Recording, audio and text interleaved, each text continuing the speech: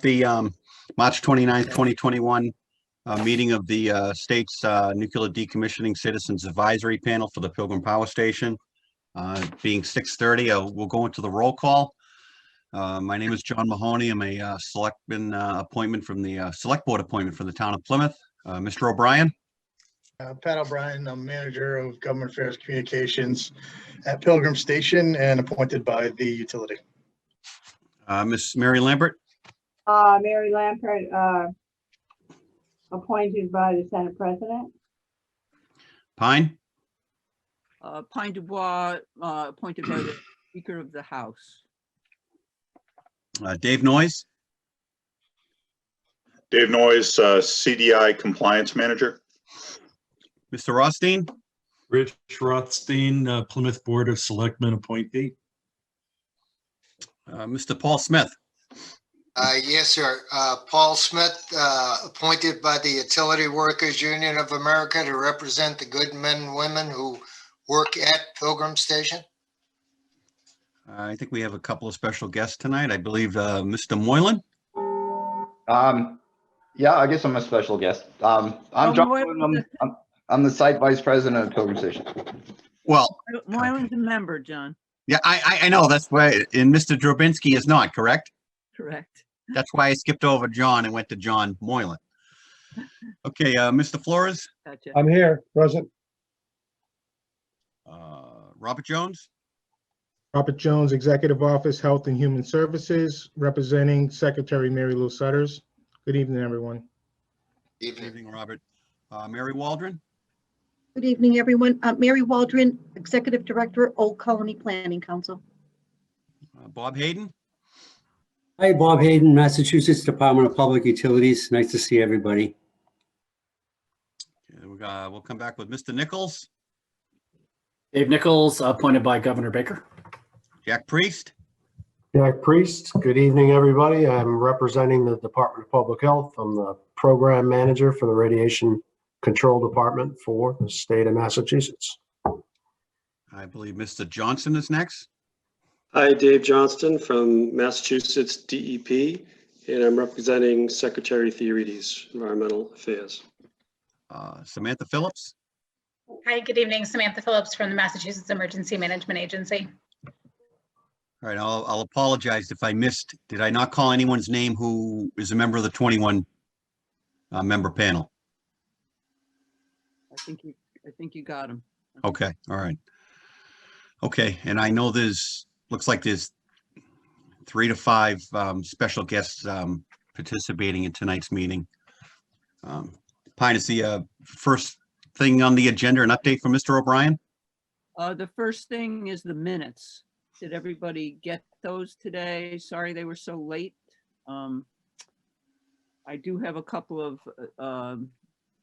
additions, corrections, sort of thing. Do you want me to start with that? Yes.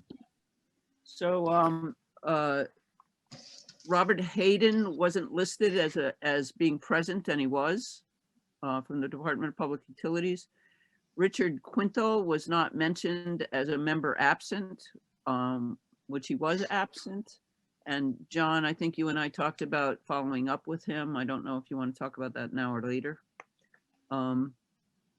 Yep, I've conversed with Mr. Quintal, and he has, obviously his time on the select board and numerous other things going on. He's comfortable with the direction that the committee is heading in, and I think he had a conflict tonight, and he let me know that he wouldn't be able to get here, but he'll certainly be tuning into future meetings. Good, but he's getting the notices and everything. I have his right email. That was yes, he is. Okay. So I just would, we had guests in attendance, and Gerald Martin, your Bureau of Waste Site Management for the department? Yes, I'm the Deputy Regional Director for the Bureau of Waste Site Cleanup in the Southeast region. Thank you. And it's Gerard. Oh, sorry. That's okay. Common mistake. And Seth Pickering, you're also with Southeast Regional Waste Site? Yeah, yes, that's correct. I'm the Deputy Regional Director for the Bureau of Air and Waste. Oh, Air and Waste. Okay. Yep. Thank you. Hey, Pine. Yeah. Dave Noyes is listed under the panel panel members. He should really be dropped down to guest in attendance. He wasn't representing John or I that month. We were both there. He's on the. Yeah, he's, Oh, yeah, I see him. he's right after me. Okay. Let's see. And then Pine, I don't know if you caught this, but I just got a message from Select Board Member Sheila Joyce. She's pinch hitting tonight for Mr. Quintal. Oh, great. So she's at home viewing right now. Oh, okay. So I'm wondering if I can bump her over. So as far as anything else is concerned, I just had some minor typos, and then one question about sorry about this, line 12 of page 4. It says LSE, and I think it's LSP. We were talking about Mr. Mahoney asked for a comment. Mr. Baum discussed the project timetable for the LSP report.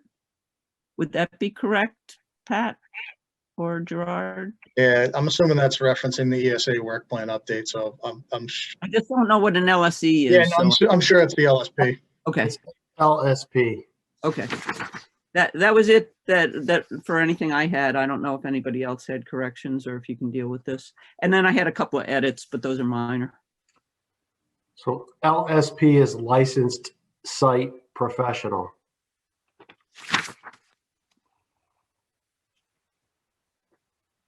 But there's no LSE, right, Jack? Correct. Okay. Anybody else on the minutes? Did everybody have a chance to look at them? Yes. Okay. All right, John, to you. I would take a vote on that. Thanks. Pine, are you making a motion on the minutes? I have to. Is anyone making a motion for the approval of the minutes? I make a motion that we accept the minutes as amended. Second. Yep. Second. So the motion was Ms. Waldron, seconded by, I think, Jack Priest.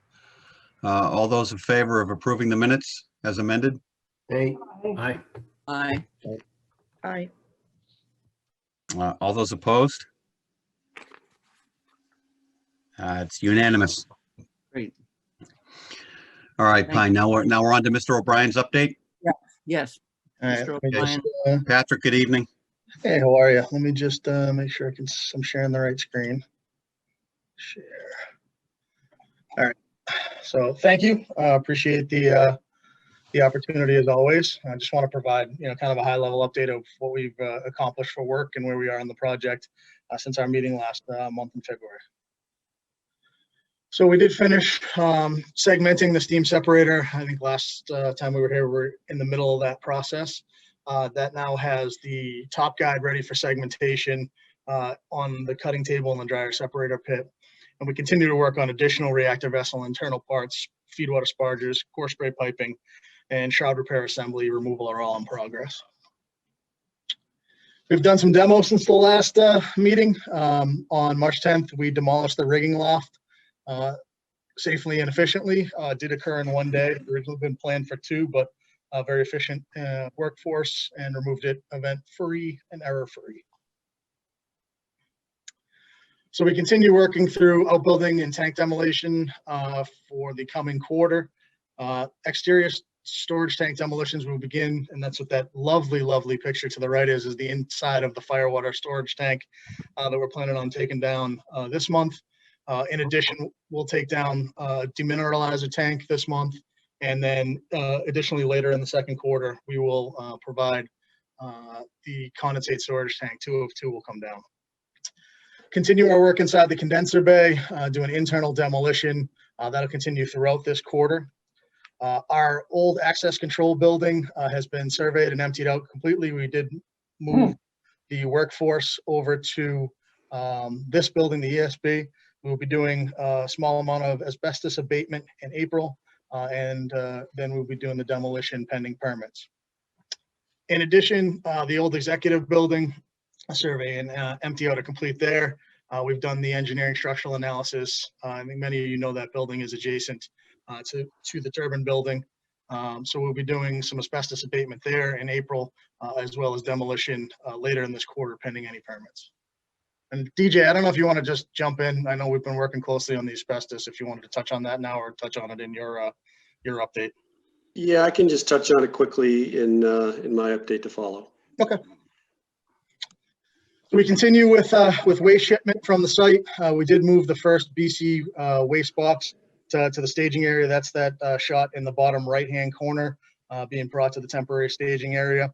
We have moved 7 Class A shipments to the West Texas facility for disposal. Today actually began our shipping of the refuel for our shield blocks, which are these blocks here on the right with the number 4, number 2, this number 3. Those have started to move out on flatbeds to a transload facility for shipment via rail down to Texas. We'll continue to clean out old administrative areas in the protected area for eventual future demolition of the warehouse and the O&M building. And right now we're doing scrap metal rack and cabinet removal from the warehouse. So just as a reminder, and I think I'll talk to this more come the May meeting, since we'll be starting and mobilizing then. The fuel campaign will begin this coming May. We'll do 34 casks in this campaign, which will remove all the spent fuel from the pool. Like I said, that will begin mobilizing in May, and fuel loading will begin in June. And the schedule has all fuel and greater than Class C waste containers scheduled to be on the fuel pad by January 2022. Just a reminder, required annually is a submittal to the NRC that's due on Wednesday this week. This will provide a decommissioning fund balance update. The full document will be available in Adams. This document will show Oyster and Pilgrim project progress.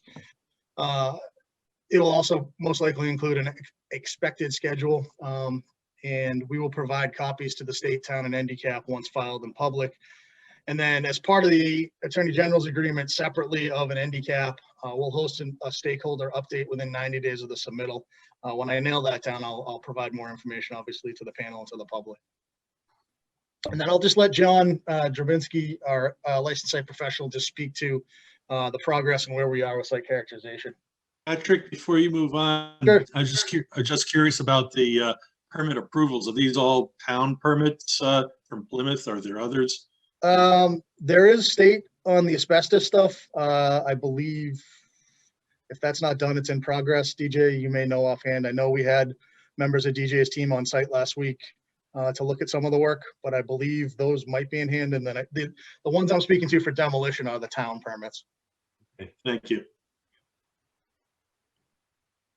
John Drabinski.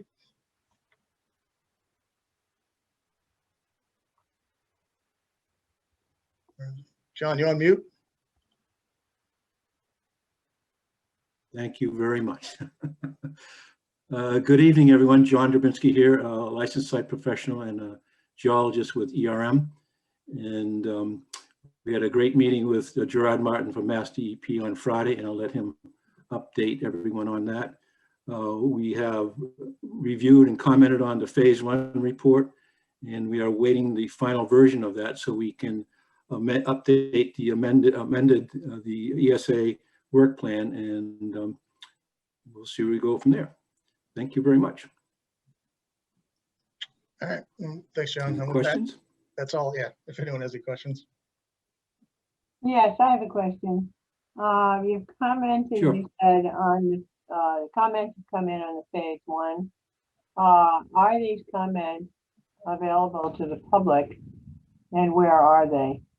No, they're internal documents to the site, Mary. It's part of the process internally. Okay, part of the process internally, but what I'm concerned about is if the final document is being issued May 31st, how will the public have any heads up to make any comments if we don't see it at least 10 days, preferably 2 weeks before May 31st, so we could provide, the public could provide some input which may impact or not the final document.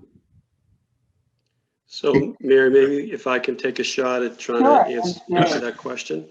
So along the way here, I've been trying to draw the distinction between Holtec's reference to submittal of final documents, which is a fine way to identify what they're submitting and the goals relative to the dates for those submittals. But as I've also talked about, under the settlement agreement, Massachusetts needs to approve the final work plan. And I think John Cherbinsky just talked about it, and I know Dave Noyes has talked about it in the past, the fact that the iterative process that we're in is updating the work plan as we go. And what Holtec is expecting to be submitting to us around about May is going to be the final, or what they consider to be the final environmental site assessment, which they're obligated to submit under the settlement agreement. And Massachusetts is going to need to comment on that final work plan. And with our comments, which will be available to everybody here in the public in general, with our comments, they will begin a 30-day clock under the settlement agreement that Holtec and company will need to respond to. So, Gerard, in a few minutes, we'll talk about his most recent site visit on Friday. And that was part of that process. And the goal being, as we see data come in, and we haven't seen that data yet, but it's going to come in, it must come in. As that data comes in under the settlement agreement or under Chapter 21E in general, as that data comes into us, we're going to be commenting on that in terms of the environmental site assessment. And then Gerard is also going to be talking about some of the enhancements to the work plan that they've been undertaking right now in terms of enhancing their monitoring well network. So, the goal in our presence out there, and Gerard's mobilizing the Bureau of Waste Site Cleanup and doing that, is to work with DPH and get those comments out there. And Mary, you'll see those are public information.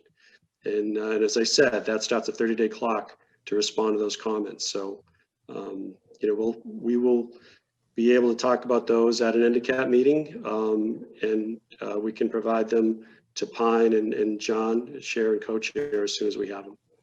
Okay, so we'll have 30 days. Well, so the way the settlement agreement works is Holtec CDI has 30 days to respond to our comments. Mm-hmm. So, so there really isn't a sort of a dated built-in public comment period, but the minute you get the document, please, you and everyone else should feel comfortable, commenting as they see fit. That's the prerogative of the public, even though there isn't a carved out necessarily public comment period. We would be interested in whatever comments, folks want to share with us, subsequent to our issuing our public comment letter relative to what Holtec is going to call the final environmental site assessment, which will include data and a discussion of the recent enhancements to that work plan. Thank you. Dave, do you want to make a suggestion as to, and I see Dave Nichols, but Dave Johnson, do you want to make a suggestion as to how, comments to you might be best handled? Do you want a direct email to you? Do you want to go through us? How would you like that done? I'll probably go through the chair and co-chair. That'd be great. And then, send them my way. Okay. But if I get one directly, we're going to, or if Jack gets one directly, I can't speak for Jack here, but, we're going to look at what we get.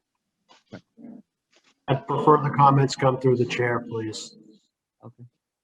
So they can be tracked. Gotcha. I think that's a good point. John Dave Nichols has his hand up over there.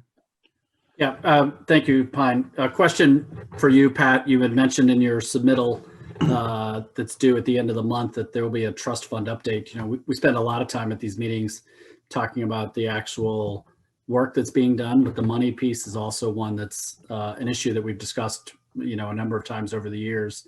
Since we're not going to be meeting for a while after that report is submitted, could you share with us, kind of where you are with regard to the trust fund on actual versus expected expense? And can that be something that could be included as part of your regular update, so that if there are things that cost more or cost less than you anticipated, we can get a sense of where that's going? rather than on a yearly basis. Yeah, I'll take that back. I don't know offhand. I think we only update it once a year. And I haven't seen the report yet, so I can't speak to where we are right now. I know we've talked about, internally that we're on track and on budget. So, but I haven't seen the document itself, so I just want to preface it with that. But that's what I believe to be the case.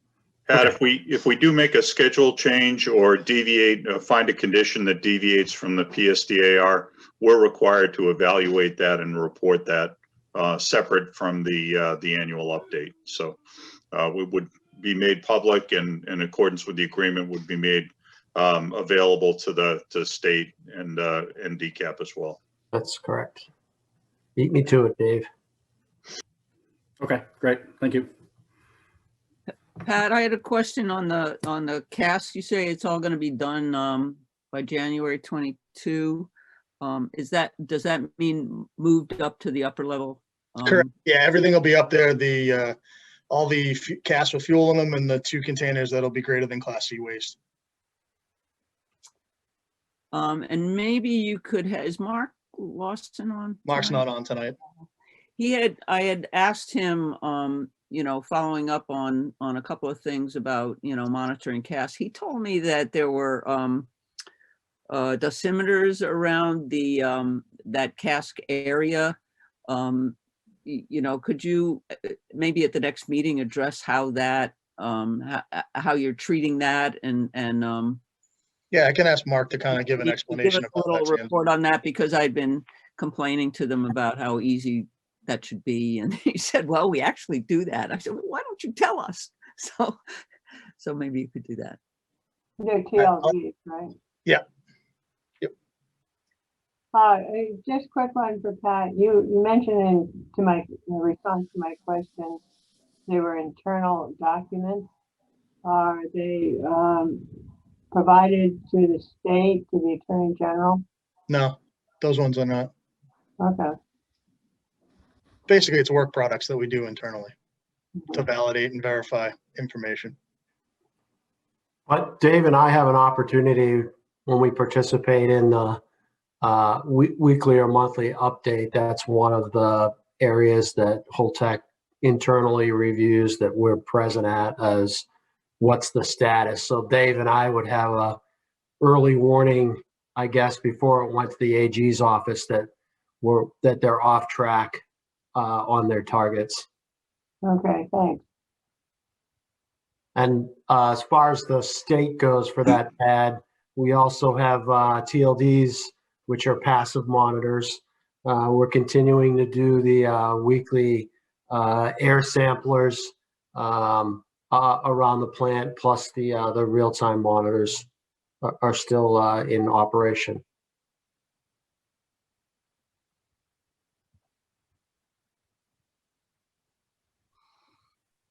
Great.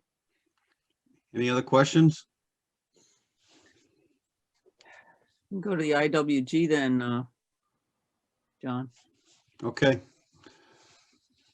Next up is, I believe, Mr. Johnson with the IWG report or update. Hi, thank you. So Jack just touched upon some of the work we have been doing with the IWG.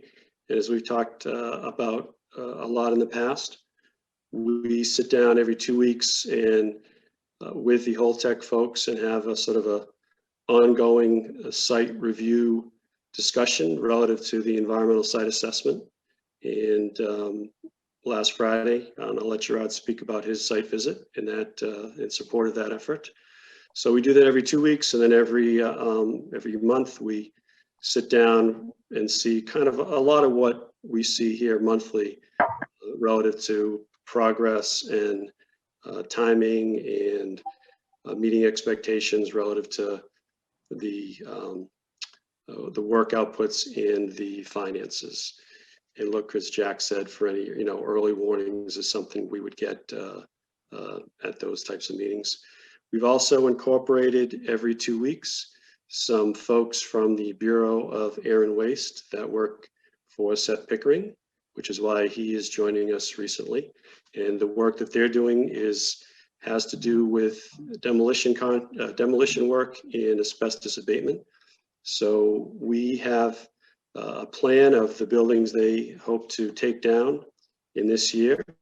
And we visit every 2 weeks to go over the process for doing that. And that involves a couple of different tracks. Firstly, it involves demolition notification of the town and the state. And then a precondition or sort of a condition of the demolition notification of the state is that they do an asbestos survey. And we've talked a lot about those in these meetings.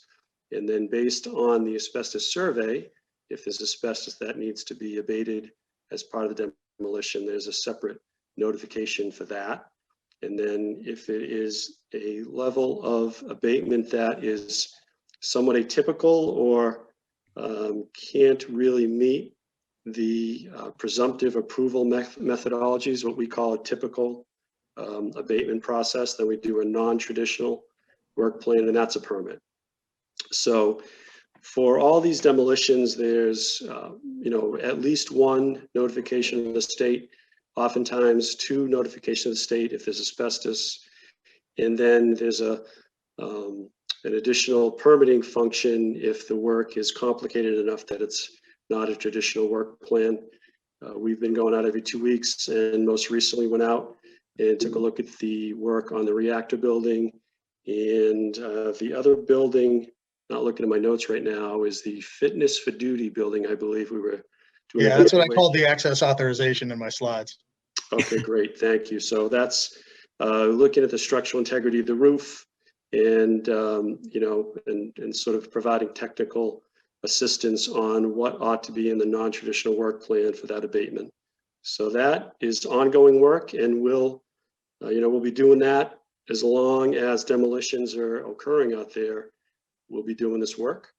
And then separate of that, Gerard Martin from the Bureau of Wayside Cleanup has also been engaged in the environmental site assessment. I know, Gerard, do you have anything left to fill in on? Just, did you want me to give an update on the inspection at this point?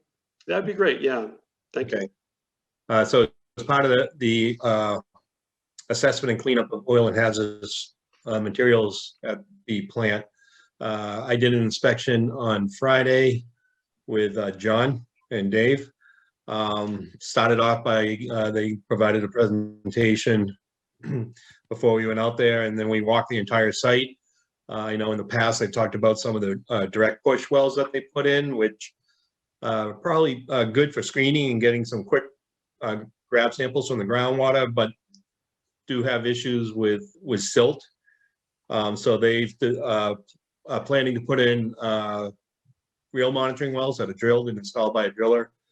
We went over the locations of those relative to some of the potential sources out there so that I could get a level of comfort that we had some pretty good coverage.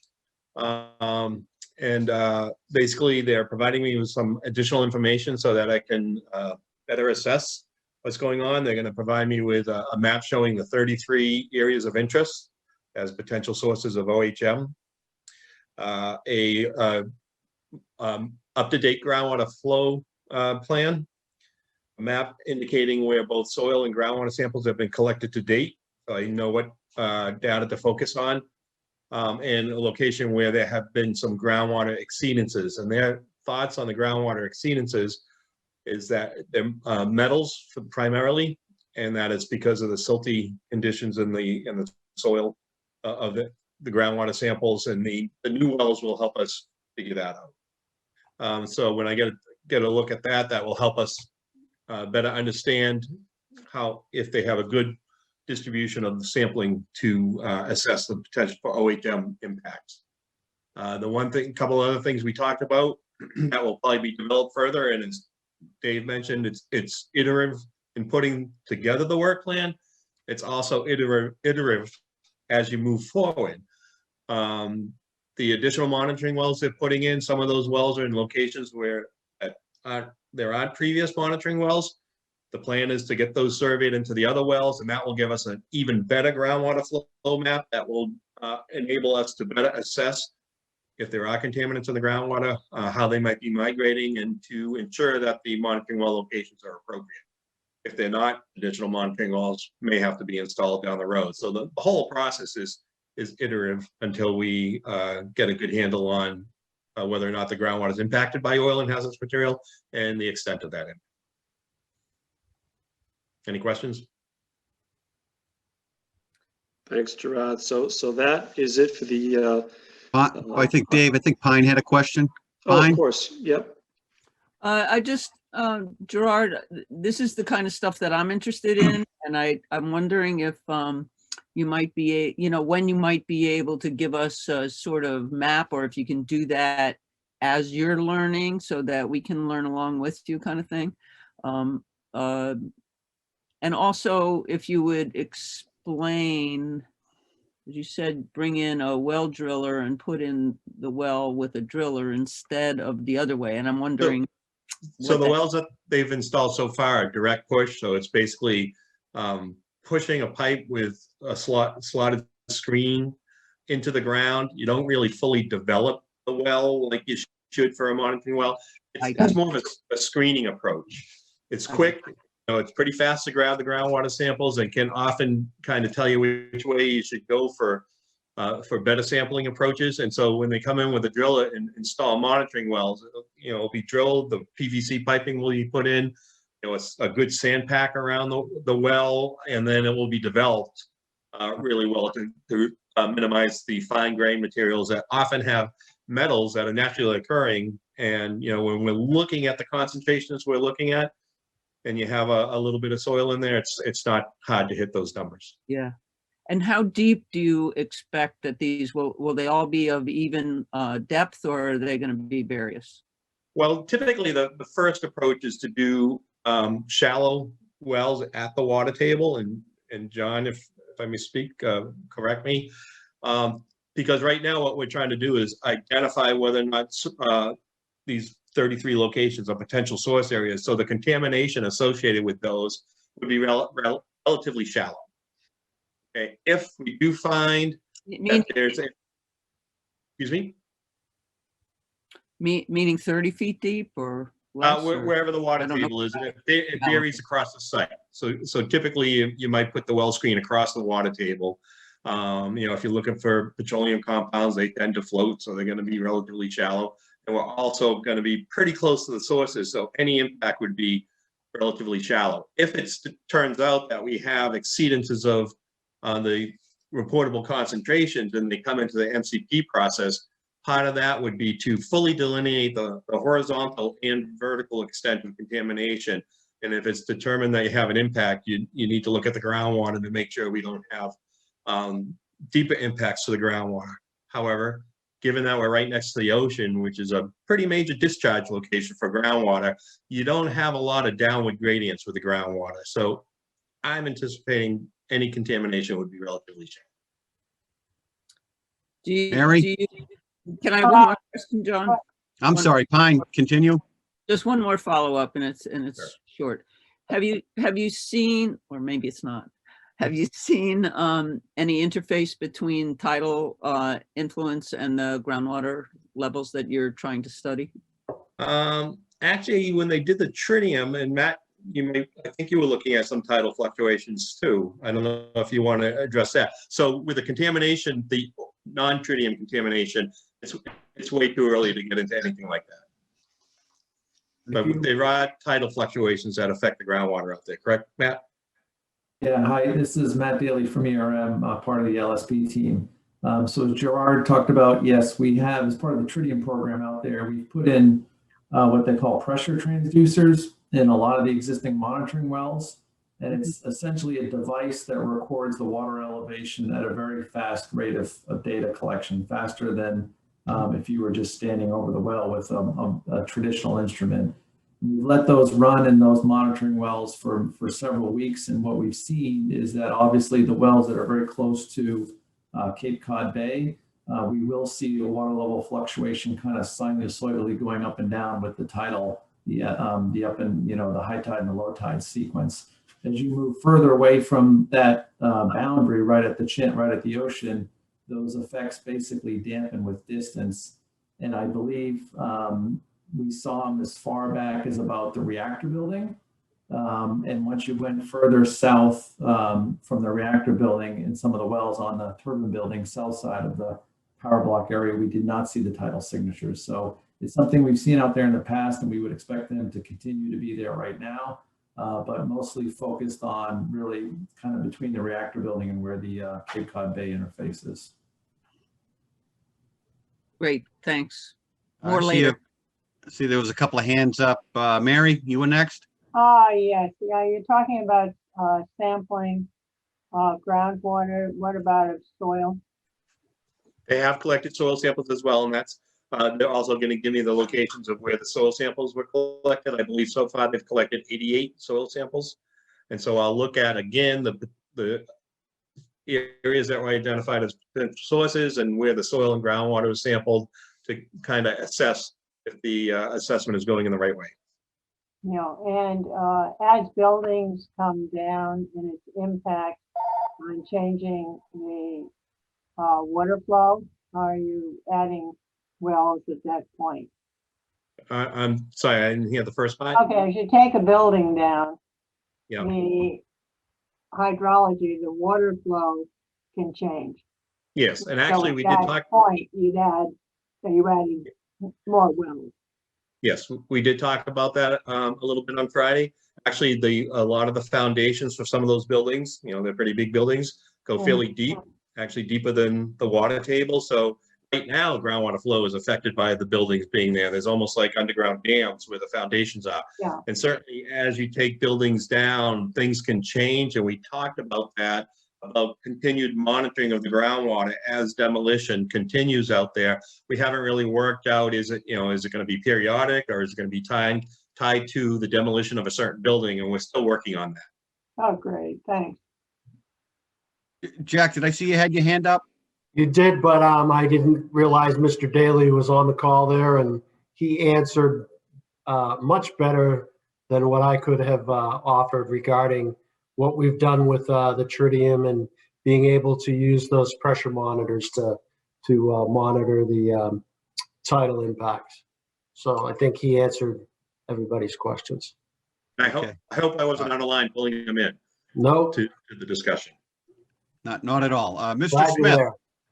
Yes, Mr. Mahoney, through the chair, and back to Mr. Matt Daly, and it's just a point of information. Although with the great instruments that they have, they can see a tidal cycle as far from the shore as the reactor building. I wouldn't want any on the panel to consider that the groundwater is actually changing twice a day, plus or minus 6 feet, but rather it's a reflection of the tidal cycle, and it's something in the order of inches. Mr. Daly, your thoughts on that? You're totally right, Paul. And just to reiterate, what's really what's happening is as the ocean's going up and down with the tides, it's basically a pressure wave that goes through the groundwater. And what we've seen with our analysis, and this is kind of typical with these types of sites, is no matter what part of the tide cycle you're measuring, you constantly still have a groundwater flow condition towards the ocean. So it's not like you have a reversal of water flow to the south during, let's say, high tide conditions, and then it flows to the north during low tide conditions. It's just the pressure, that's the sink is the ultimate direction of that's controlling the direction of groundwater flow. That's Cape Cod Bay. And that absolute elevation of that water surface in the bay is always lower than what we see in those monitoring wells. So you still have that gradient flowing towards the ocean. Thank you, sir. And Mr. Mahoney, if you'd indulge me, one other question for the gentleman from Pickering, and that is, we talk a lot about the potential for oil and hazardous waste but there hasn't been any measured at this time, right? We're not chasing anything. Right now, it's the initial assessment. They have detected metals and some other compounds above our reportable concentrations, but there's some questions with the samples, and so they're looking at that a little more closely. Some of the samples had a lot of silt in it, which could give you false positives because there's naturally occurring material in the silt. And so we're working on that, and that's a big reason for the installation of the monitoring wells by the drilling company. Very good. Thank you very much. John, Rich. I'm sorry, Rich Rothstein. Yeah, just a quick follow-up question for Matt. We had kind of a quiet winter with nor'easters. I think back, it was 2018 when we got slammed with, I think, 4 in March. I'm just curious, would you have any different opinion or conclusion in terms of groundwater flow and pressure waves if we were getting a series of nor'easters that we get in some years? I think it's above my technical expertise, but no, I think you're right. It was a mild winter. We've seen much harsher winters. But yeah, I would leave that to the experts, not me to answer. We've been monitoring back since 2009. So, I mean, we have a lot of data available to make that assessment, including 2014 and 2018, where we had more severe winter storms. Yeah, I think the way to think about it from listening to Matt explain it is that, and Gerard as well, is that with the ocean being lower than the land, the groundwater is moving towards the ocean, and it's going to keep moving to the ocean and moves to the ocean at all tidal cycles. But at a high tide cycle, I would think of it as almost like blocking. So as the tide comes up, you create an impediment to the speed of that groundwater flow towards the ocean, the sink. So it sort of builds up a bit, and that would increase its elevation relative to low tide when it's is less of an impediment to flowing to the ocean. Matt, is that about accurate? Yeah, I think you've captured, it's all based on the gradient, the slope of the water table towards the ocean there. And that gradient, it steepens or flattens depending on the tidal cycle, but at the end of the day, there's still always a gradient that's going towards the ocean. So you're still having a net groundwater flow towards the ocean. Sounds like a good hydrogeological explanation to me. I'll stick with the weather. So you're all got your PGs now. You're all professional geologists, so you're all set. Patrick, one last question, late one. When you mentioned by January, all the casts and containers will be moved up to the upper pad. You may have covered this in the past, but what'll be the disposition of the existing pad as far as other uses, or just stay there as is? Let me double check, because I'm not sure offhand where it was licensed as an SFICI, what the process is, if we can use that for staging or not. I'm not sure, but I'll double check on that. It's a good question. I mean, obviously, eventually it has to be decommissioned as well, similar to the rest of the site. But let me look into that for you. Yeah, or maybe if for some reason casts had to be temporarily moved off the upper pad for whatever reason in the future, have that lower pad there as a backup spot. If you had to move 1 or 2 casts down there temporarily. Yeah, there's extra space the way the new pad was built. Okay. Shuffle casks. I think ultimately up there there'll be 63 or 64 with the GTCC and the fuel, and it's built for 70. So there's room to shuffle. Probably all about the licensing requirements. Once you say it's no longer in use and you withdraw your license for that pad, it's not as simple as calling the NRC and saying, hey, we want to reuse that pad again.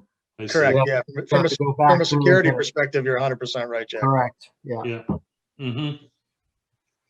So I would think that they're trying to, from a cost standpoint, you'd get the fuel moved off of there, you'd relax the security requirements and pull the license for the lower pad. But that's up to Holtec to decide. So that is about it for the IWG update, unless Jack or Sam or Robert, you have anything to add? Or if there's any other questions.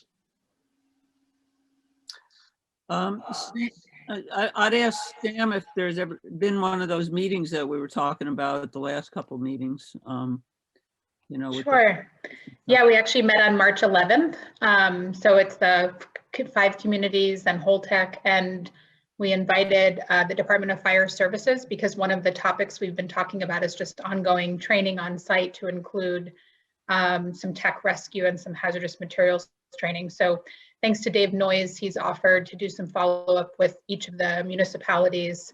And then our next meeting, so we meet quarterly, our next meeting will really focus on content for the annual exercise that's outlined in the settlement agreement, which will likely be a discussion-based tabletop exercise. So some of the kind of public safety themes will be things that we dive into during that annual exercise. Can I ask you a more difficult question?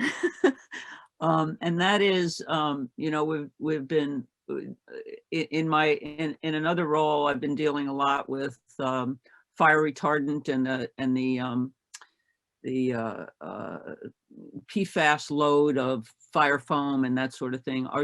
Do you know if there's if we're changing out the way that we're handling those kinds of fires, or if we're still saddled with PFAS laden chemically noxious stuff? You know, Pine, I don't know, but I'm happy to connect you with the state fire marshal. I think it's sort of he's the better expert there. Yeah, I'd like to know. We're having, you know, I know DEP is taking it on hard, and they're doing some testing and whatnot. We are finding PFAS around the state. So, you know, I know on the Cape there's a big issue with the Joint Base down there. I believe they were swapping. Yeah, I believe they were swapping material, but Marshal Peter Ostrowski would know better, and I'll connect you too.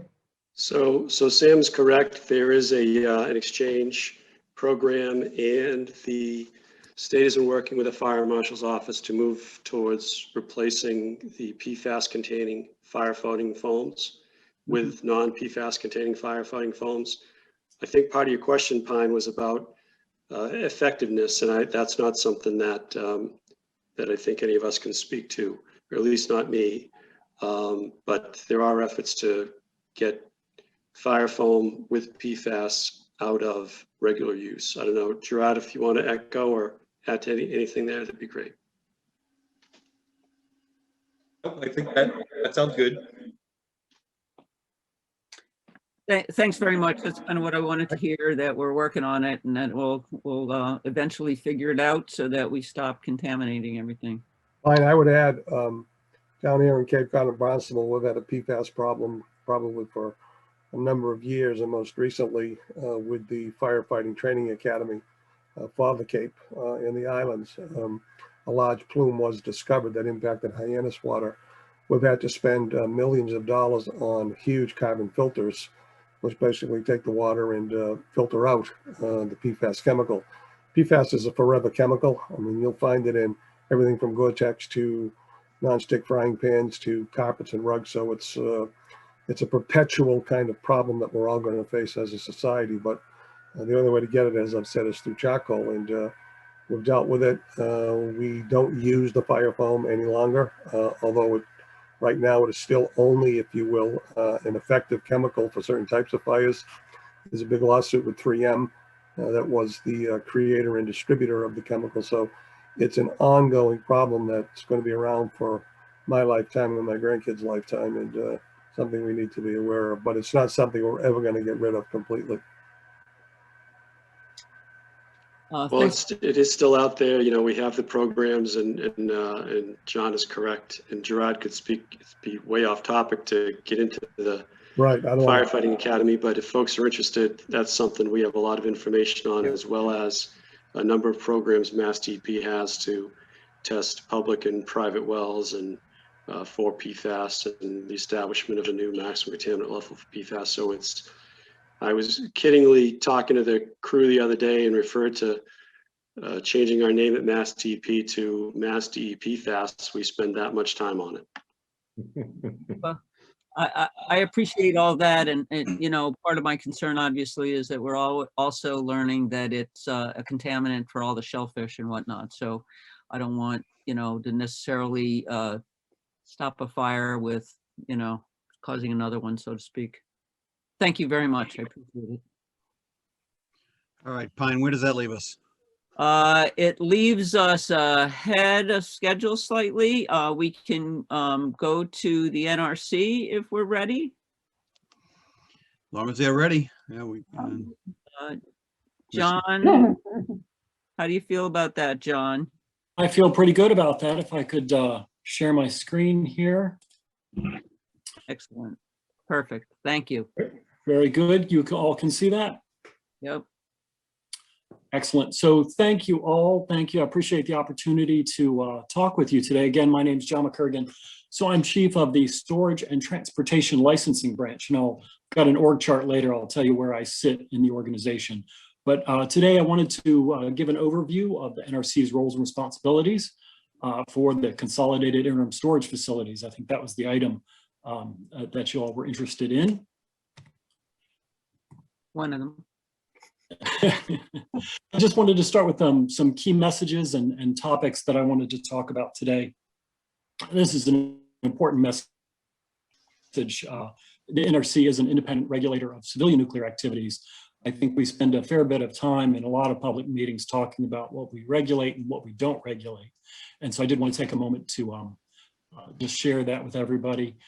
So we do safety, security, environmental protection mission, but we do not set nuclear policy and we don't promote for nuclear power.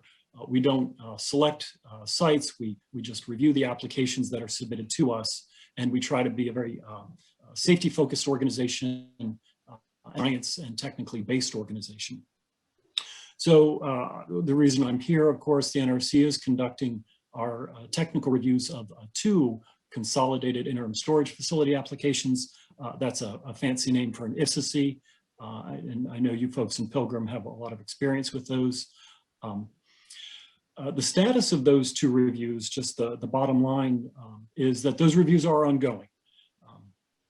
So I won't be able to speak to the details of the staff's ongoing review, but there is an update that I'll give you. In fact, we just pushed out a letter. You'll see the bullet here that we had planned to complete those in July. Later, I have a bullet where we plan to complete the safety review even sooner than that. And just today, we pushed out a letter on the listserv, made that publicly available, that the Holtec review in particular, we are going to have to issue another set of questions to Holtec. And I'll talk more about that as I go through the Holtec application in a moment. But that's late breaking news, so I wanted to share that with you. Also, the adjudicatory hearing process, which I'll describe in a little bit, is ongoing. That is not fully completed. And so there's still some more work to be done there. But the NRC does remain committed to be an open licensing review process. I do want to put a plug in for our public website. We have a lot of information out on our public website. The applications, of course, are there with all the details, along with all the staff questions, the REIs and the responses that we've gotten from both reviews. And so I would urge folks to take a look at the public webpage if you do have questions, and we could talk more about that. There has been substantial engagement with the public and through a lot of in-person meetings and virtual meetings like this. COVID has certainly altered the way we do business a little bit, and virtual meetings have turned out to be very effective for us. I also mentioned transportation. I heard you guys were interested a little bit in the transportation that's going on. That is a separate topic from the review of the consolidated interim storage facilities. But it is a topic that we get a lot of questions about. So I wanted to take a few minutes and talk about that. So I've got a couple of slides there. So let's see. First, mission, the NRC mission. I think many of the folks near Pilgrim know the NRC and our mission, but it is to license and regulate the nation's civilian use of radioactive materials, protect public health and safety, promote common defense and security, and then protect the environment. Very important for us. That's central to all we do. The NRC is headed by, traditionally there's 5 NRC commissioners. Right now we do have a vacancy. Those commissioners are all appointed by the president, confirmed by the Senate. They do achieve balance with respect to political parties. And we have a relatively new chairman. The first picture there, Chris Hansen, he is our new chairman. And then the other commissioners that we still have, Jeff Barron, Commissioner Caputo, and then Commissioner Wright are there, and we have one vacancy, but the commission is still able to function even with the one vacancy. I wanted to talk a little bit about the organization and where I sit in this org chart. As you can see, the commission's there at the top. I just wanted to talk about 3 people here. Right in the middle there, our Executive Director for Operations, Margie Doan. She is one of the civilian heads of the agency. And then 2 other folks on the bottom row here I wanted to mention. Over on the right, you see the red circle, John Lubinsky. He's the Director of the Office of Nuclear Material Safety and Safeguards. That's my office. And then in Pilgrim, you guys might be familiar with the regional office. Dave Liu there is the Region 1 regional administrator. And so those are kind of two key folks for us in terms of this review. So let's begin NRC's spent fuel storage responsibilities. So the NRC does establish the safety, security, environmental regulations for the licensing of interim storage facilities like these consolidated interim storage applications. We also certify the dry cask storage designs for spent nuclear fuel, and those are the designs that are used all around the country.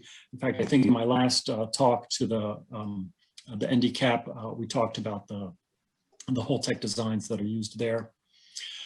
So the NRC currently licenses 80 of these facilities in 35 states around the country.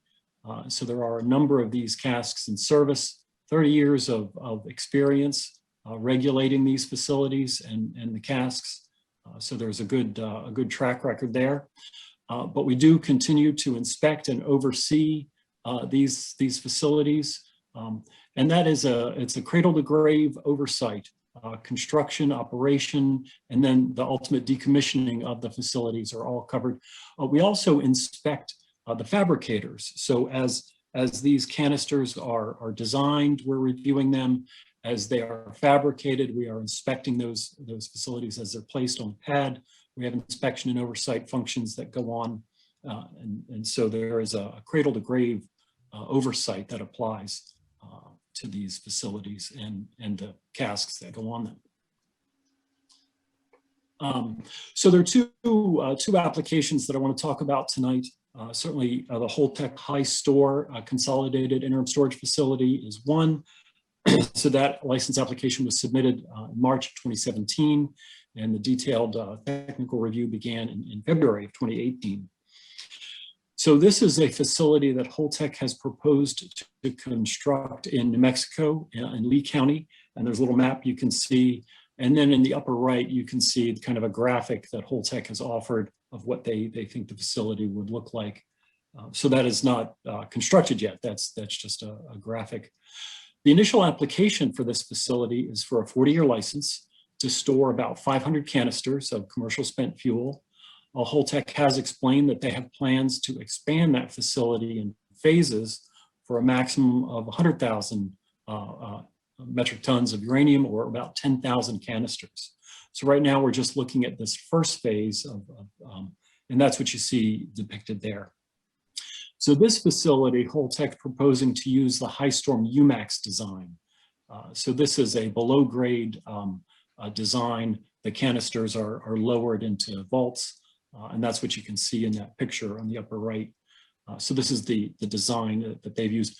The UMAX is in use in a couple of places around the country, and so it is certified by the NRC, but we're reviewing it again for this specific license. So the other facility that we have going on is the Interim Storage Partners facility. This is in Texas. This is just in West Texas, really not far from the border with New Mexico. So this license application was submitted to the NRC in April. It was temporarily suspended at the request of the applicant. They went through some internal business realignments, and then we restarted again in August of 2018. ISP is a joint venture between WCS Waste Control Specialists. WCS operates a low-level waste facility there in Texas that's co-located with their proposed location of this interim storage facility. So that's a joint venture. ISP is a joint venture between WCS and Orano. And Orano is an international nuclear facilities provider. They provide storage containers and transportation containers around the world, actually. Similar to the Holtec application, this ISP application was also for a 40-year term.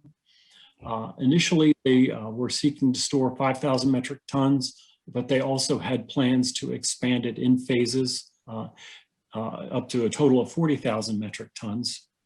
And now in this, the ISP facility, they were looking at a couple of different designs that they would seek to house there. And you can see, when you look at that picture there, you can see the kind of different designs. They have both some horizontal designs as well as some vertical ones. And so I will mention here, we are looking at these initial applications. Any subsequent expansion of the facility would also be subject to an NRC review. There'd be an environmental look and a licensing along with a hearing opportunity should the facility ever be expanded, but we're not there yet. Let me talk a little bit about our licensing process, give you an overview. This graphic is intended to try to describe the licensing process that we use at the NRC. It's not radically different from the licensing process we would use for reactors. The regulations are different, but at least the basics of the process are quite similar. The application is submitted, we do an acceptance review, and in that case, the acceptance review explains why there was that about a year gap between the initial application and the beginning of the technical review. The staff went through this acceptance review phase. Subsequent, once we docket the application, there are 3 activities that begin kind of in parallel. And so I'll take them in turn. There is a safety review, and that is really a shorthand safety, security review. We also look at financial qualification. So it's an extremely comprehensive technical evaluation. That review ends in a safety evaluation report. And we haven't completed that yet, so that's still underway. The middle column here is our environmental review. So this is done under the National Environmental Policy Act, NEPA. And so in this portion of the review, the staff constructs an environmental impact statement. And so this is a very public process. When the staff goes out, we actually went out to both facilities and we're able to do those in person, have initial meetings with members of the community and get feedback on the scope. We call these scoping meetings to talk about the scope of the environmental impact statement. We then develop a draft and we put the draft out for comment. And that comment period for the drafts for both is just completed. I'll talk more about that in just a moment.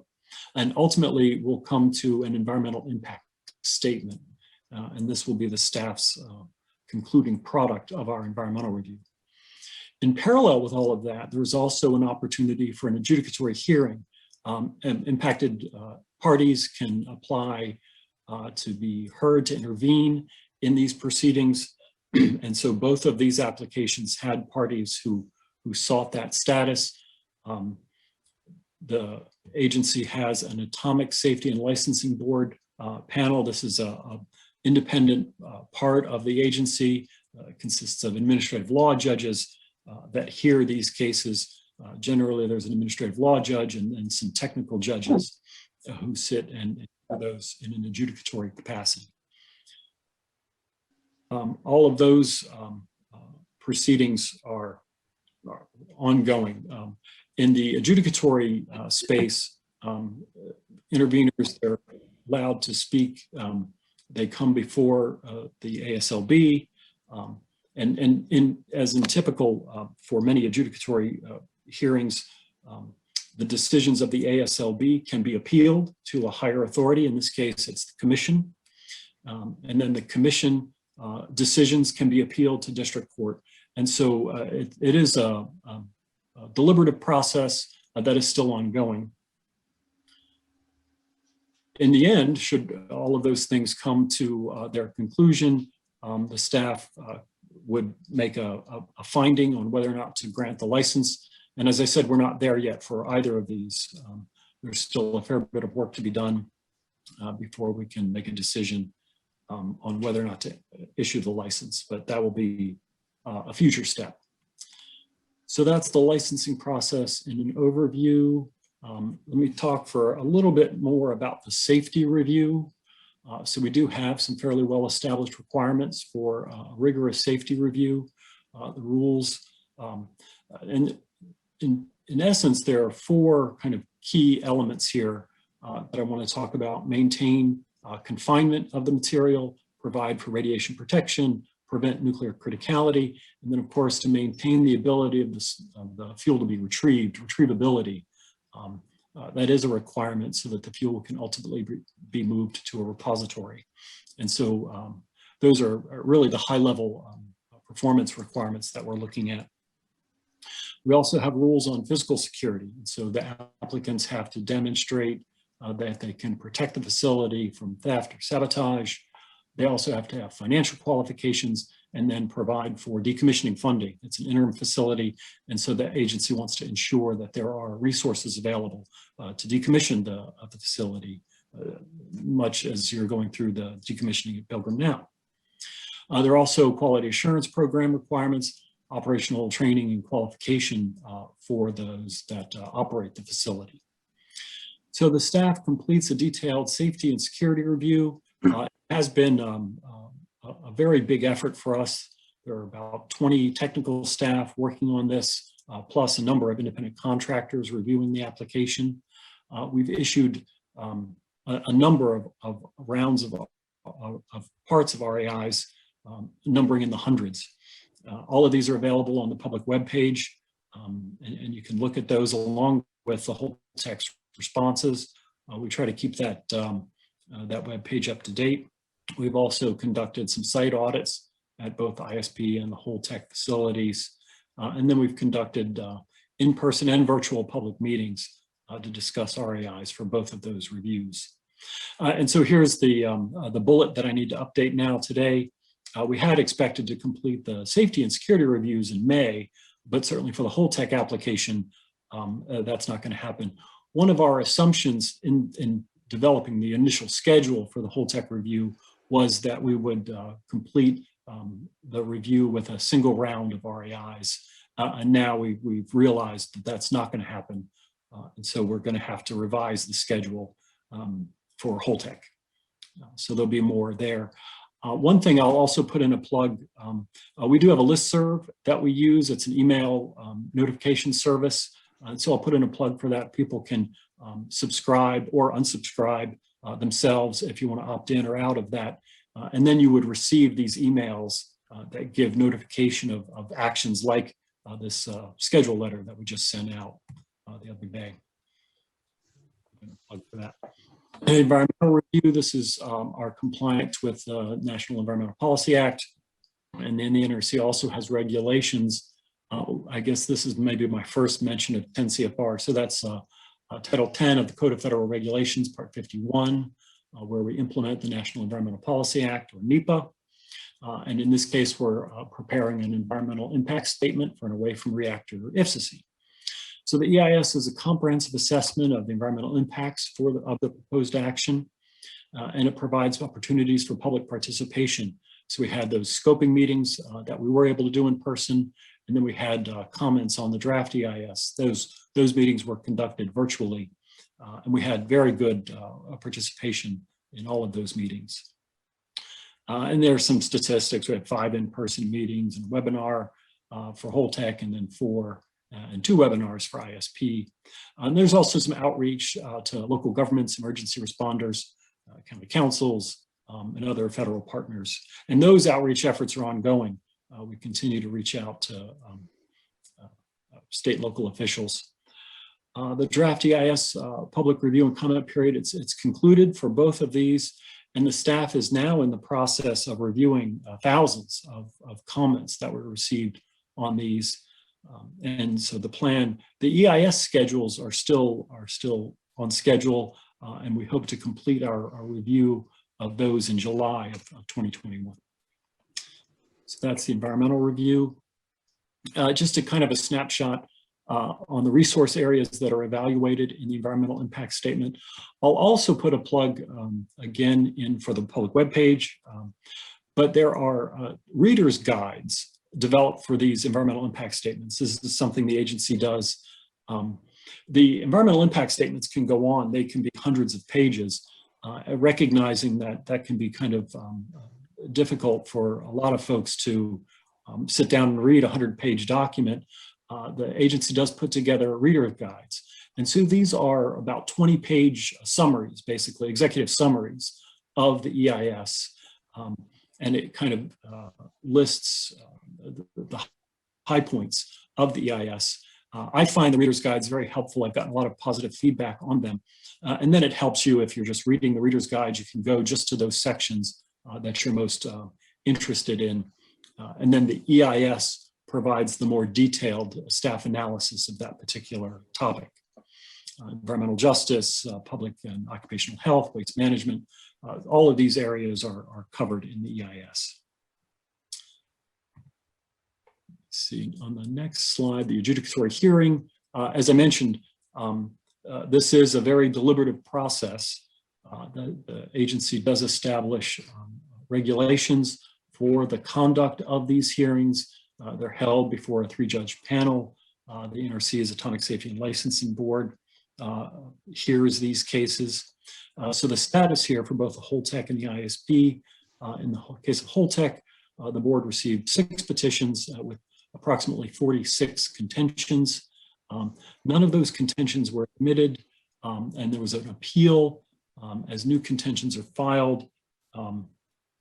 And those go before the commission.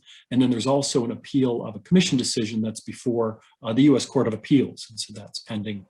And then similarly for ISP, there were 4 petitions with 40 contentions. One of those contentions was initially admitted and then ultimately dismissed. And then the commission has heard appeals. And so that overall, those adjudicatory processes are still working their way through the U.S. court. Now, the NRC rules do allow the staff to issue a final licensing decision while appeals are pending before the commission. We're not there yet. We're still several months away, but that is an important point that we just wanted to bring to folks' attention. With that, I'm going to pivot a little bit and talk about transportation responsibilities. The NRC does regulate transportation.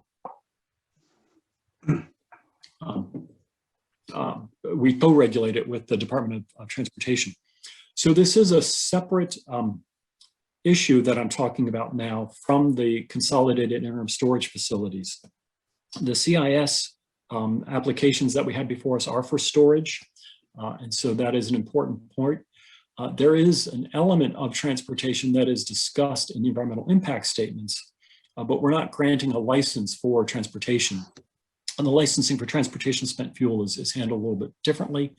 It is handled in another part of the Code of Federal Regulations, Part 71. But let me start. We do work internationally, actually, on transportation regulations, safety standards. We try to maintain international harmony on the transport requirements. And so those are done through the International Atomic Energy Agency, IAEA. And so we do periodically update our regulations to comply or to harmonize with IAEA standards. And we do that in concert with the Department of Transportation. So Department of Transportation is the competent authority for the nation for the transport of hazardous material. We co-regulate, the NRC co-regulates with DOT on radioactive transport. And there's a memorandum of understanding that we have with the Department of Transportation that lays out each agency's roles and responsibilities. So the DOT would regulate carriers, modes of transport, rail, air, water, and then the NRC establishes design standards for the spent fuel transportation packages. And so you can see some packages are pictured there on the right. In doing this, we do meet periodically with federal, state, and tribal government partners to discuss radioactive material transportation. So there's ongoing dialogue there. Let me see. So our regulations on the transportation, the any entity that is licensed to possess commercial spent fuel is granted a general license to transport it, provided it's done in an NRC approved package. And so that's another thing my group does. We do review the safety of transportation packages. We have a dedicated team that looks at the reviews, the safety of the design of these components. And again, we also have an inspection and oversight of their fabrication, and just similar to the storage transportation, the storage casks that we have. So we also have regulations for the physical security requirements while those transportation is in transit. We evaluate and approve the designs, we approve the routes and security plans for the shipment of commercial spent fuel, and then we require licensees to notify and coordinate with states, tribes, and local law enforcement prior to shipment. So there's a notification requirement that we impose. And then, as I mentioned, we inspect and oversee certificate holders and package fabricators and licensee shippers. So we have an inspection capability as the packages are loaded and shipped off site. And I'll just mention, spent fuel has been transported in the US for decades. We do have a dedicated oversight role, but it does have a fairly exceptional safety record. Let me see if I've got anything else here. And so I'll conclude and maybe take some questions from the panel. Key messages here. We've got a fairly robust regulatory framework for licensing interim storage facilities. Any decision that we would make would only be concluded after we complete our safety, security, and environmental reviews. And then we have to conclude any adjudicatory hearings.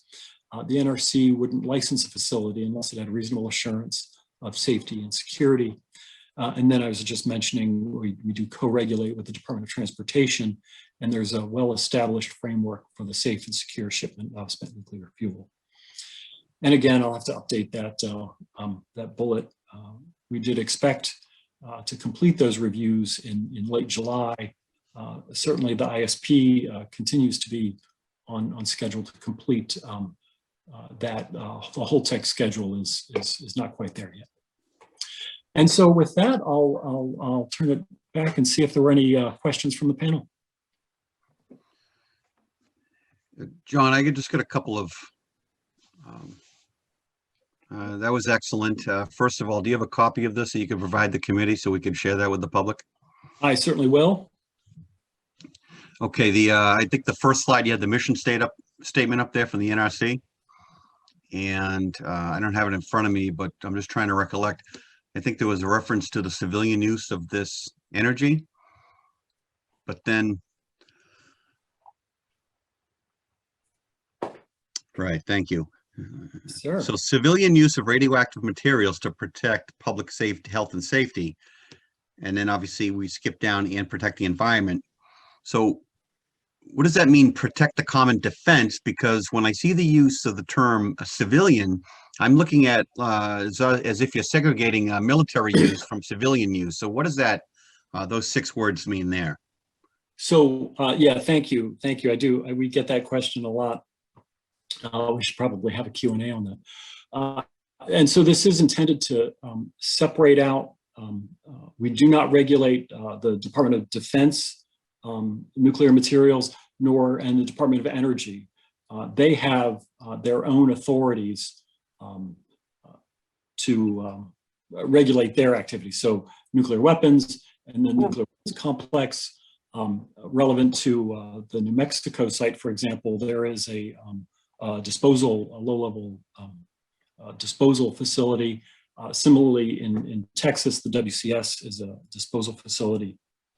I'm sorry, I'm confusing things here. So WIP, the waste isolation plant, that's DOE-related waste, so we don't regulate that facility. And so that's really what we're trying to separate out. One thing we do have to do is, it cannot be inimical to common defense and security is the language in the statute. And so it's not making reference to a Department of Defense military uses, but it can't be inimical to defense. I don't know if that helps or not. Hey, you're using big words, so that's okay. All right, I won't tie everybody up here, but now that you got the slide, could you just fast forward to one of those pictures from New Mexico or Texas of the proposed site that Holtec's looking for? Yeah, right there, perfect. Okay, so this one hasn't been licensed yet, and that's a proposed design that we see in the upper photo above the map, correct? That is correct. That is just a CGI. That's a graphic. It's an image. It's a representation of what the site might look like. So how far away is the nearest residential home from that proposed site? Oh, gee, you got me. Is it a 1 mile, 50, 100, 200? You got a ballpark? So there are. Yeah, I might point you to the application. I want to say there might have been one residence about 6 miles, but I might be getting my sites mixed up. So you'll have to forgive me. So obviously a desolate area and really not a lot of residents out there in that. It is a sparsely populated area, but the NRC does, we want to ensure the safety of everybody, even low population density areas. The safety standard is the same. Okay. And last question, future plans to expand, and I know this is perfect world, up to 100,000 MTU, and in parentheses, you have 10,000 canisters. So in this perfect world, if they somehow were, 10,000 canisters are out there, do you know what percentage would that take care of the spent fuel that's sitting around this country now? If it was consolidated, quote unquote, under that one roof? Yeah. And let's see. So let me offer a couple of points here. First, the Department of Energy does maintain a database of all the spent fuel that's out there. So that's part of their obligation. And so I don't have the exact numbers on the current inventory of spent fuel. It's somewhere in the 70,000 to 80,000 metric tons at the moment. I don't know if that's what you were looking for. Okay, no, that's a nice statistic. Okay, anybody else have any questions for John? I can't see all the hands. Mr. Smith. Yes, through the chair and for John. 2 points. This is an interim facility, the one in Texas and the one in New Mexico. It's recognized that the federal government does have to take ultimate ownership of the fuel. I've had the privilege of going to Yucca Mountain and seeing the facility there. Is that still a candidate, or is that in hold, and our program, so to speak, of what to do from birth to grave would be to use these interim sites for the next 50 to 100 years? So the NRC, we don't create policy for the nation. We do try to obey the law.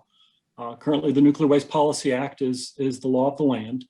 And so it is the situation with Yucca Mountain is complex.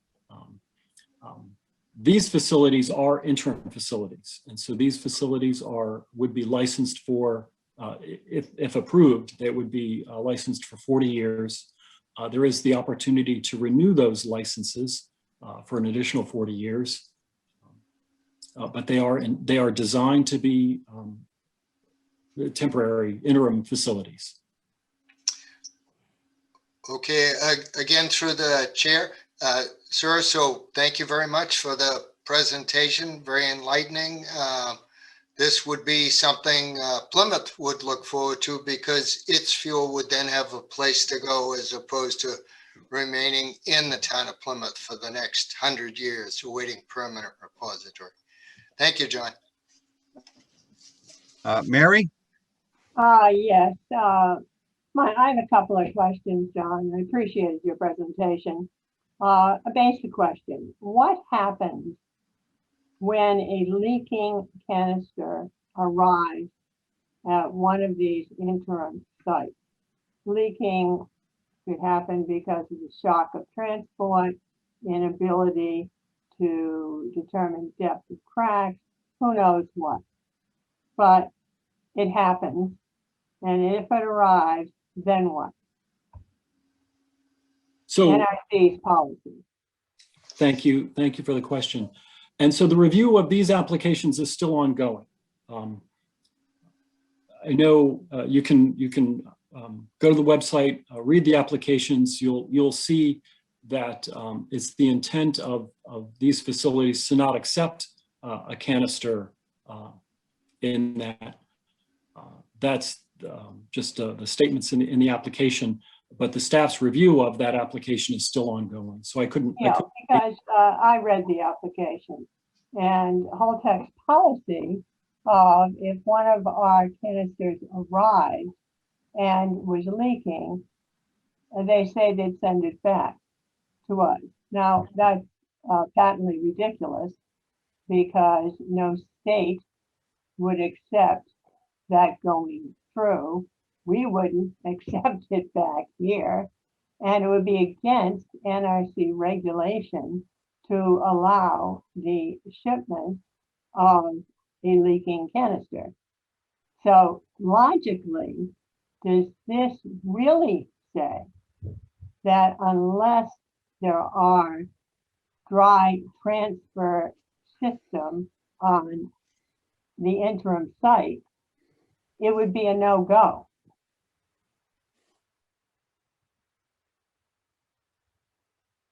I'm asking you that.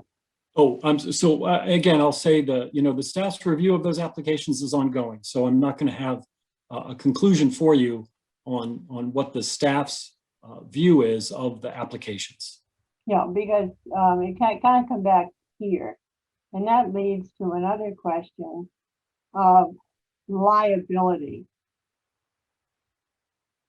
I understand the application is from Holtec International. However, Holtec International, when I go to their website, they have many independent subdivisions. And so could you send us the tier of LLC that is involved in Holtec's interim site, so we know who would or would not be liable? Because in the application for the license transfer for Pilgrim, we saw a whole line of LLCs, and then trying to figure out if the money is dry, then what? And so what would we be stuck with if there is an accident off site or what have you? So could you do that? I mean, I've gone blind trying to figure this out. Thank you. Yeah, thank you for the question, Ms. Lampert. I do appreciate that challenge. I can point you to the application where there. I read the application. It's not there. And the staff's evaluation of their financial qualifications is also ongoing. So as I mentioned earlier, there is a detailed safety review, environmental review, but part of that is also to look at the financial qualifications. And so there is a description of the organization. So the NRC as a safety regulator, we focus our review on the qualifications of the entity that's put forward to us. I understand there's a lot of interest in liability, and the staff is really just going to review the regulations and the financial qualifications of the entity that's put forward. So the licensee, the NRC, similarly in our enforcement and our oversight program, we're going to hold the licensee responsible. And so that's the entity that's provided. And then we look at their financial qualifications as presented in the application. And that review is ongoing.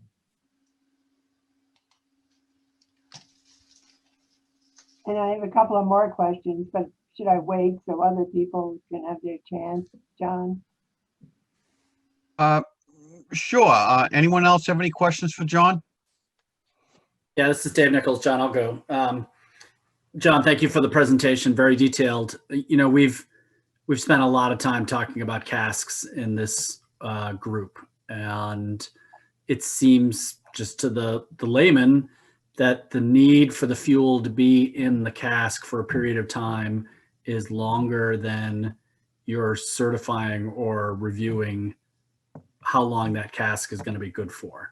So could you just talk a little bit about how to ensure the public is safe while the fuel is in these casks if you're only looking for them to be valid for 20 years or licensing them for 20 or 30 years or whatever the time period is. But clearly the fuel is going to need to be in that cask longer. You know, how do you talk to the public about that?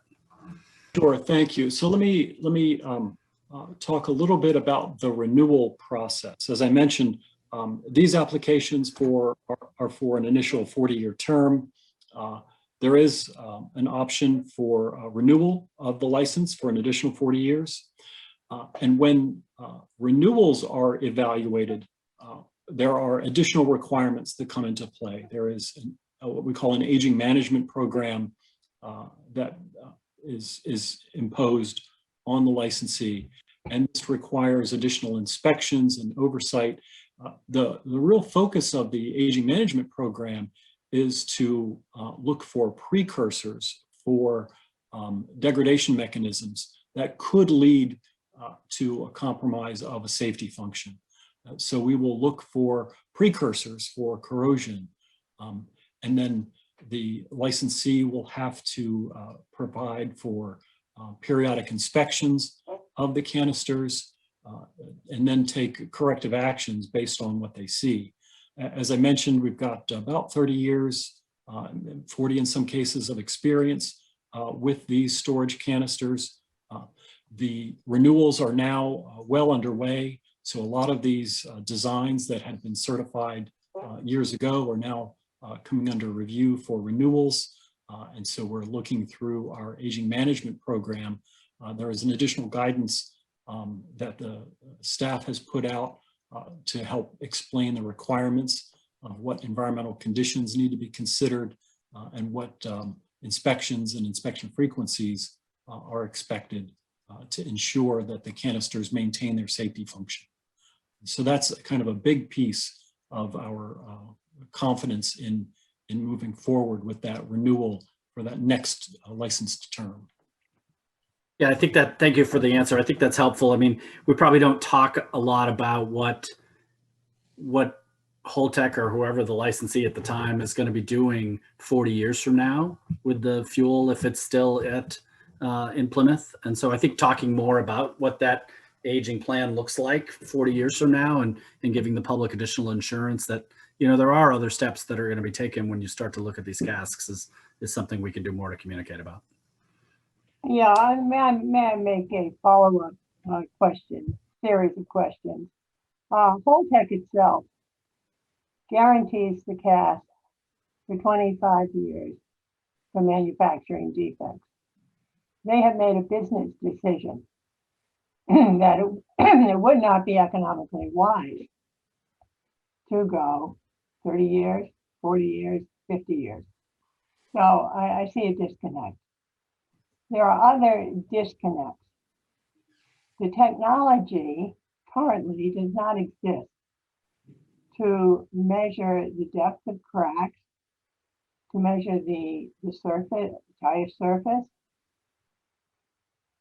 This was pointed out by the Nuclear Waste Transportation Review Board, by the DOE gap analysis, etc. The aging management plan that NRC is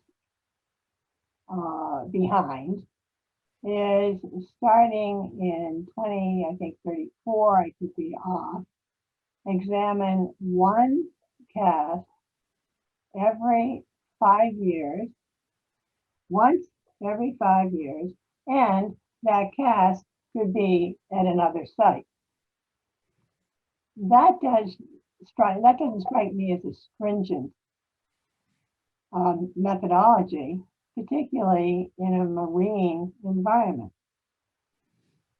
And it underscores the importance of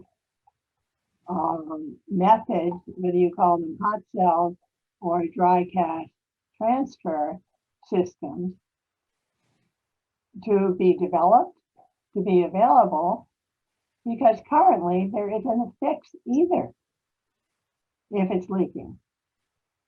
We don't have this technology, so there seem to be a lot of missing points.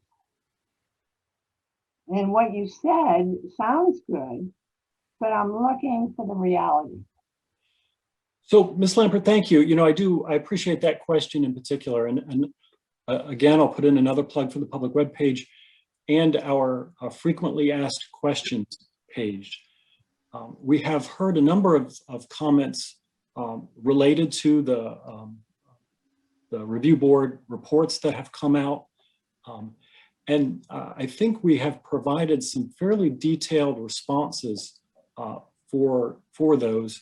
And I do recommend folks take a look at those. Yeah, I found it interesting and it didn't contradict any of my questions. So yeah, thank you. I'm still working on it. They are some very complex issues. There's a lot of complex material science that's involved in these reports and these analyses, and the context that the report provides is very important. And so we've seen there are a strong potential for excerpts to be taken, and when you take them, lift them out of the report, sometimes you can lose the context, the environmental conditions that were relevant, the materials. So there are a lot of very important details that are captured. And this is where I think our reports, our frequently asked questions page can help. One of the things that we do when we put out documents like for public comment, like the environmental impact statement, and also more importantly to the aging management, we put out our guidance documents for public comment, and we did get a lot of comments along those lines. And so you'll see fairly detailed responses on some of these issues, like the review board report. And so I would encourage folks to look at both the comments and how those comments were addressed. And I think you'll find that very helpful. You do touch on a couple of very correct points. There is a sampling that is involved in these aging management programs, and there has to be a very valid scientific basis for the sampling, the frequency, and so I think it's also important to make sure that we capture those elements as well. It is possible that just a few canisters are sampled to look for degradation, but then the scientific basis for why that's acceptable is also provided. And so I think those are important elements. John Mahoney, I had my hand raised for 15 minutes. I don't know if you can see it. John, could you remove the presentation from the screen and we can go back? Oh, there we go. Okay, Rich Rothstein? Okay, yeah, I didn't know if you could see. I couldn't. That's okay. John, thank you for your presentation. I have a two-part question regarding double-walled canisters. And I think back in 2019, became aware of that because Holtec's marketing and promotional materials were describing how double-walled canisters were being used, I believe, in Russia for storing spent nuclear fuel. And I think last year during one of our earlier meetings, I think I had asked Holtec the question about were there any plans or possibilities for using a double-walled canister at Pilgrim, and the answer was not at this time. In fact, at the time, I guess Holtec had not approached the NRC to get any kind of a licensing approval for in the United States for using a double-walled design, even though it's already been developed and used overseas. So my first question is, has Holtec approached the NRC about getting a double-walled canister licensed? And if so, is there any scenario where the NRC could require a licensee to store spent nuclear fuel at the Interim in Texas or New Mexico if that comes to fruition, just as a extra measure? And I use an analogy. I know Seth Pickering is there somewhere, and back in the 80s and 90s, I was doing a lot of air permitting with Mass DEP, and we had the concept of best available control technology and lowest achievable emission rate, depending on the degree of air quality control and improvement needed there. Lower was always better. And I'm just curious what the NRC's position might be. I'm asking a hypothetical here, but to my double part question. So thank you for that. Let me start with, I think what the easier one is. I don't believe Holtec submitted an application to us yet for the cylinder design that they proposed in Russia. I haven't seen that application yet. I will say the NRC, we have established our safety regulations. They're essentially performance-based. We have a safety standard that we evaluate to. There are a number of engineering design trade-offs that all the different vendors will go through in order to meet those standards. And as long as you meet the standards, that's what the NRC is focused on, is just to ensure safety. And there are innumerable design trade-offs that are made by vendors that aren't part of our review. As long as you meet the standards that we've set, that's what we're going to focus on. So we don't try to pick or choose winners and losers. There's a safety standard that we review to, and that's what we're looking for. Yeah, and I'm not trying to suggest the single-walled canister is always going to be unsafe. It's just a matter of, if better is possible, is it conceivable the NRC down the road could require better as possible, not just the minimum floor there, just in terms of an additional level of comfort to those who would be residing in the region where the consolidated facility could be there for many, many decades or longer. So again, I'm not quite sure how to answer your question. We have our standards. We've established what the safety requirements are, and we're going to review applications that are provided to us against that standard. Richard, they don't have the capability to change the clothes until they have a dry transfer system. Anyone else have any questions for John? John, we have 35 attendees on from the public, and there's been an active chat going on. I know that I'm going to ask the attendees, as one already knows, to raise their hand, and that way they can be called on.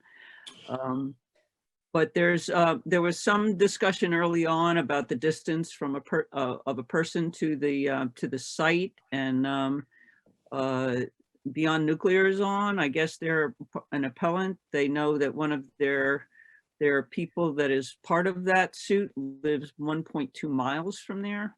I think that's important to know. So Pine. Go ahead. Can we stick to the mission of the NDCAP?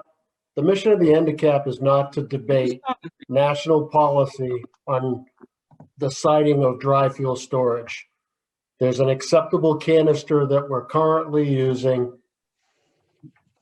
This has already been adjudicated. It's not the mission of the NDCAP. I don't know what you're talking about, Jack. I was just calling on the public.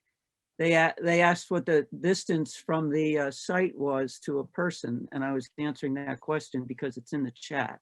So we're talking about the storage site that the fuel may go to at some point. I think it's in a licensing process right now. I think it's relevant to our discussion, certainly, and there are people that we've invited to attend this public meeting that have questions that can be addressed, I think. And that was certainly one of them that was mentioned early on, because John didn't have an exact distance. So that's provided in the chat. I don't know. How is the public recognized? I'm about to call on them because they have their hands raised. Oh, right, okay, I didn't know how. For a minute. I'm sorry, if I could, I'm a little pressed for time. If there were any other questions from the panel, I'd be happy to entertain those, and then I'll drop off. I see Paul Smith's hand up. It is before my arm falls off. Thank you, good Mr. Mahoney. Mr. Priest, as the State Director of Public Health for Radiological Conditions, we don't always agree on some of the details, but I couldn't agree with him any more than what he just stated, and that is that we are a state committee, and we're talking about the Pilgrim nuclear site, which is in the town of Plymouth. So our interests, if I may say, okay, is that this is not a state issue. What we're talking about is either the fuel is eventually going to go to an interim repository, a permanent repository, or a recycling and extraction facility. We've done all those things with the military's fuel over the years. We did all those things with the AEC when the NRC was just a part of the DOE and before it became the NRC. Other than enjoying the presentation and other than encouraging the town of Plymouth that there might be a place for this fuel to go before the warranties are over on the canisters, if it can be done safely, and the NRC is saying that it can, I don't see as we really have a comment on this. This is a federal issue as to the final resting place of the nuclear fuel. John, and as chair, I would think you might consider that. Okay, and I don't know about the town of Plymouth selectman who is also attending. Certainly, Mr. Smith, thank you. Thank you. Yeah, I don't want this to devolve into a Donnybrook. John, I certainly, Mr. McCurrigan, I certainly appreciate you attending tonight. I found your presentation certainly very informative. I know you've been instructed to leave a copy with us so we can share that with the public. But John, may I say that for the NRC not to remain until 9 o'clock and respond to the public's questions is more than disappointing. And so I would hope John McGurkin would reconsider the imperativeness of him leaving and going home or doing whatever to stay until 9 o'clock. It would be greatly appreciated by the public, and it would help the status and view of the public of the NRC. Ms. Lampert, this is Neil Sheehan from NRC Public Affairs. Hi, nice to see Yes, good evening. I'm just going to weigh in here. John did agree to do this from 7:35 to 7:55. He was slotted on the agenda.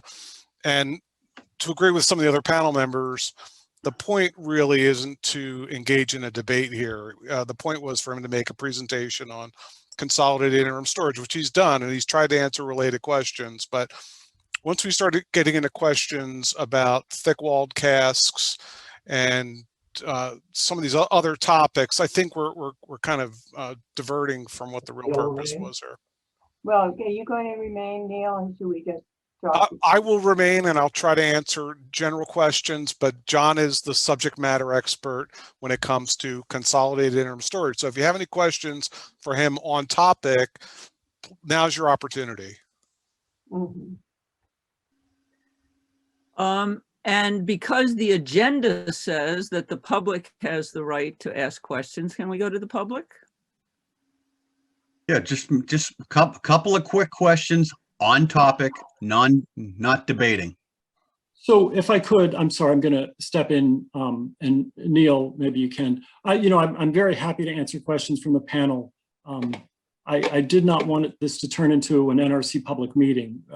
If people have questions or members of the public have questions, I think our Office of Public Affairs can do that. I am a little pressed for time. It's a little bit after. So if there were any other questions from the panel, I'd be happy. Okay. All right, John, I appreciate it. Good night. Thank you, John. Thank you. Thank you all very much. Thank you. Thank you for staying, Neil. You're welcome. So Neil, will you get me that presentation, or is John going to just send it over to us? I will get it to you as soon as we're done here tonight, Pine. Okay, great. Yep. Thank you so much. So, Mr. Chairman, we've got 2, 4, 5, or 6 right now. Should I go in order, or? So are we to the public comment part of the meeting? Yeah, we've been there since 8:10. Okay, fantastic. All right. Yep. Yeah. Let them in, Pine. Hopefully they're concise and on point. Okay. Okay, Kate Walker, go for it.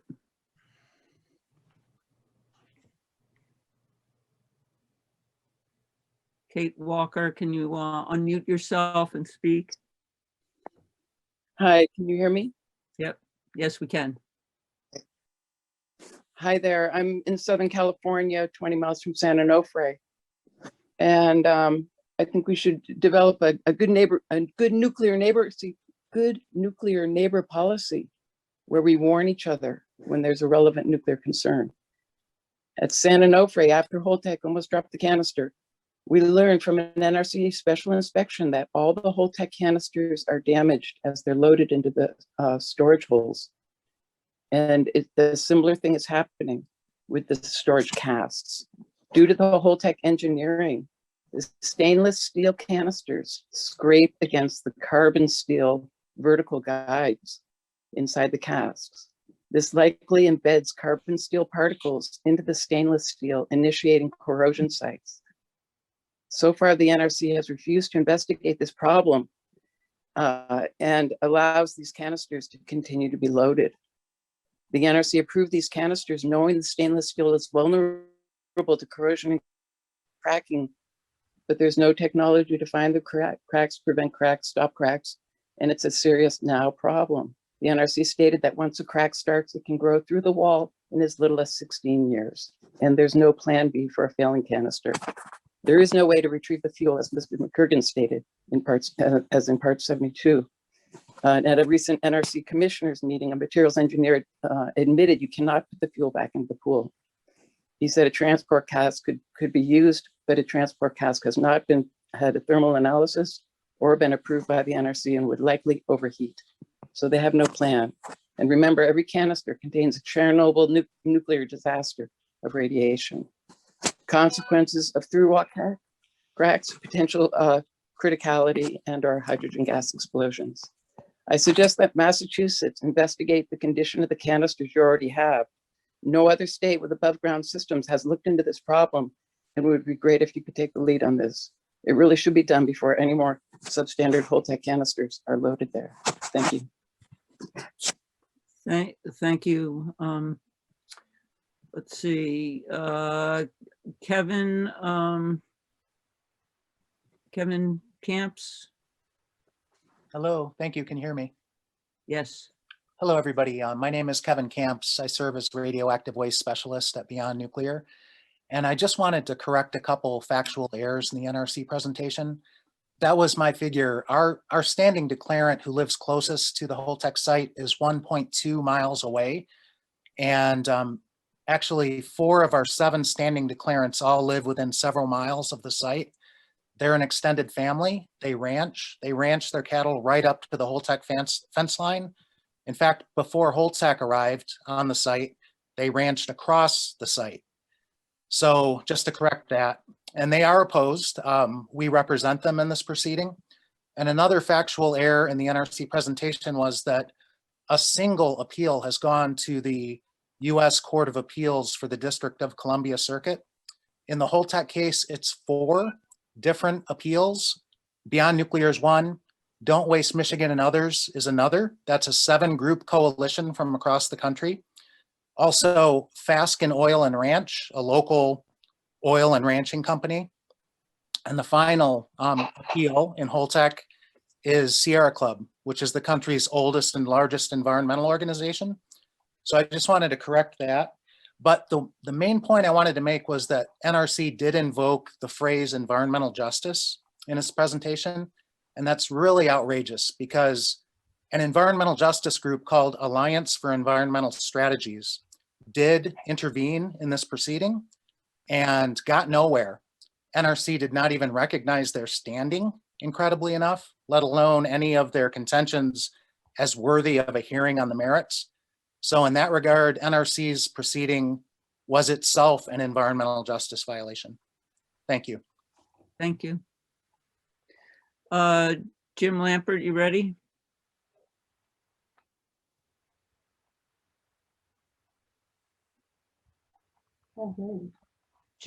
Jim, you ready? You hear me? Yeah, we can hear you. Go ahead. Neil, first, if I just, good to see you again. Well, you're not, I don't know if you're seeing me or not. I'm not, but it's good to hear from you. I had a couple of questions for you, and they both have to do really with timing. The Blue Ribbon Commission report of, oh God, it's now what, 2012, outlined a number of things that had to be done by congressional action before consolidated interim storage could become a reality. My basic question is, to my understanding, none of those have been accomplished. Do you know anything to the contrary? I don't know the answer to that offhand. I can tell you one of our former NRC chair, Allison McFarland, was a member of that Blue Ribbon panel and was also involved recently with this SONGS, the report that was put out by PG&E about SONGS dry gas storage. But I don't know the answer to that, Mr. Lampert, but I'd be glad to check. Thank you very much. And one further question that also really would have to do with the timing of interim storage. About 18 months ago, the U.S. Nuclear Waste Technical Review Board issued a report that was directed really to only one subject in this whole interim siting, that of transportation. They identified 30 technical issues that they said had to be resolved before the transportation could really go forward and be completed. Do you know what, if any of those have actually been resolved and what the status of any of those is? I don't, but you probably heard during John McCurgan's presentation that DOE is responsible for transportation. NRC plays a role as far as certifying the casks and working with DOE on transportation routes, but it is DOE itself that is responsible for getting the fuel from point A to point B. So would I then correctly understand that DOE is not keeping track of whether the technical issues identified by the Technical Review Board have been addressed? I would not want to speak for DOE. You would have to. No, I said the NRC is not. No, I'm not prepared to answer that question at the moment. I'd have to check. Okay. Next, I'd like to go basically to Jack Priest's point. Oh, all this is beyond your purview. I couldn't more violently disagree. If you want to read your enabling legislation, it says that you're required to advise the governor, the general court, the agencies of the Commonwealth, and the public on, quote, issues related to the decommissioning of PNPS. It seems to me abundantly clear that whether there is interim storage, and that is when it will take place, and its effect upon Pilgrim is within your purview squarely. This is a political issue. The governor will handle it as a political issue. The congressional delegations will handle it as a political issue. And the panel's recommendations as to whether it would be a good idea to have it or not is clearly something that the governor can rightfully expect from the enabling legislation from this panel.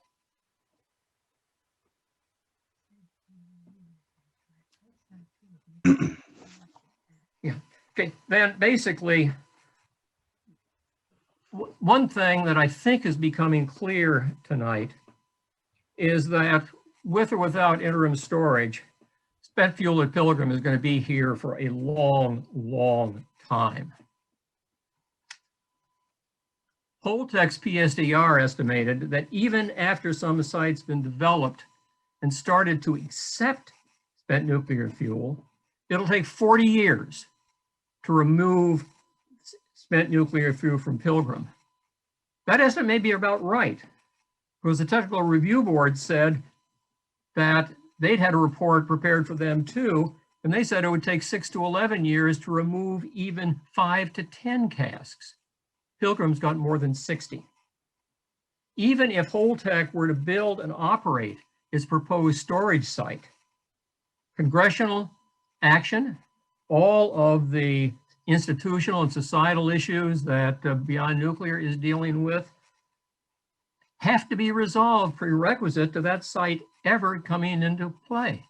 I would personally be very surprised if any site started accepting spent nuclear fuel for at least the next 15 to 20 years, which means there's likely to be fuel at Pilgrim for the better part of the next 50, even if you take Holtec's optimistic projections. And the point my wife raised on the warranty is an important one. We keep hearing, oh, the design life of this gas is this, the license period is this. There's only one hard fact we know. At both Pilgrim and San Onofre, which face similar environmental conditions, Holtec, based on data that none of us have seen, decided that it couldn't afford to take the financial risk that casks would fail after 25 years. They made the decision that that was too big a risk for them to take.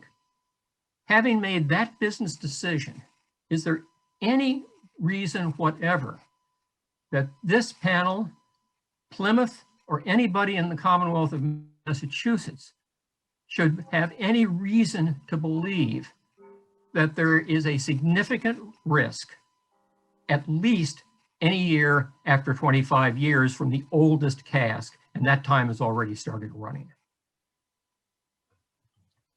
That is not a risk we ought to take. I would suggest that this panel going forward, you ought to spend the next 2 meetings, frankly, on site assessment. But after that, it's time to take a hard look at whether or not interim storage makes sense. What are the risks of spent fuel storage? Do that starting in September. Until then, take care of the next 2 meetings of the site assessment, because if you don't take care of it between now and your July meeting, it's too late. Thank you, Jim. How about Laura next?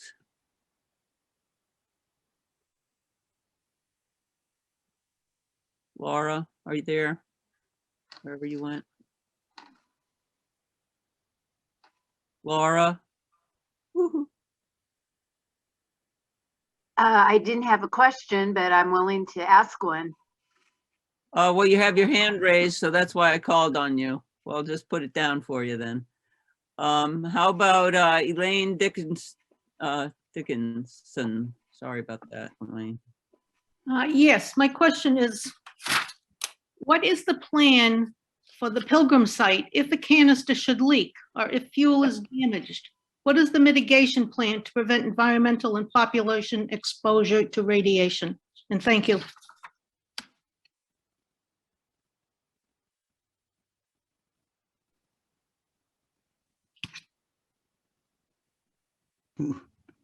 Who's that question being asked to, Pine? That's to you, John. Neil. You answer that question. Neil? Elaine, why don't you say that again, Elaine? Okay, am I still unmuted? Yes, you are. Yep. Yes. Okay. What is the plan for the Pilgrim site if a canister leaks or if fuel is damaged? What is the mitigation plan to prevent environmental and population exposure to radiation?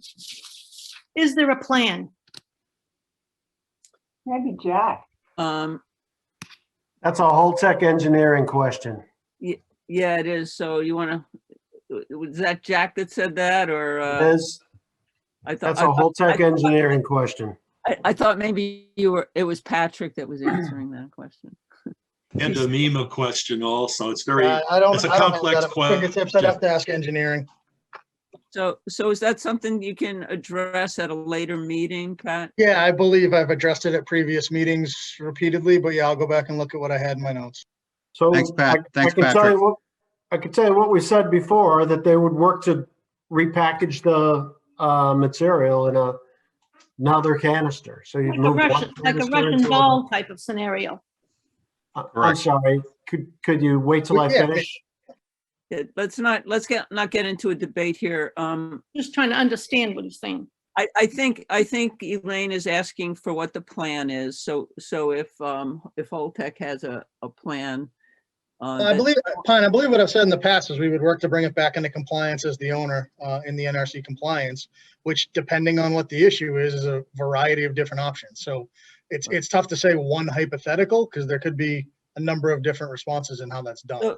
So maybe there's a time, and not necessarily the next meeting, but you know, if there's a time that Holtec can make a presentation on what those options or activities might be at Pilgrim, I think that would better address the. I mean, again, Pine, it's all hypotheticals, and that's what I would say is whatever the issue is, we would then engineer the response to that issue. It's something that I've said repeatedly in the past.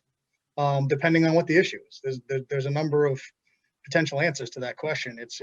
But I'll look into what I've said before, and I'll look what I can bring. All right, we'll talk about it. We'll see if we can pull something together. Fine, let's go to just a couple more people and then we have to wrap up. Leona, can you? Yes, can you hear me? Yes, great. Hi, my name is Leona Morgan, and I'm a resident of New Mexico. My people are Diné, known probably to you as Navajo. We have been overburdened by the uranium industry in the northwestern part of New Mexico.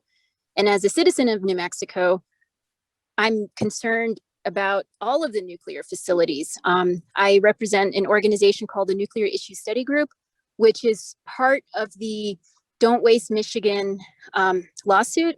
And so we have been opposing Holtec since its inception. And there's a lot of people in New Mexico locally and statewide, community members who have opposed this, as well as municipalities, counties, and there's even opposition from our governor, the state land commissioner.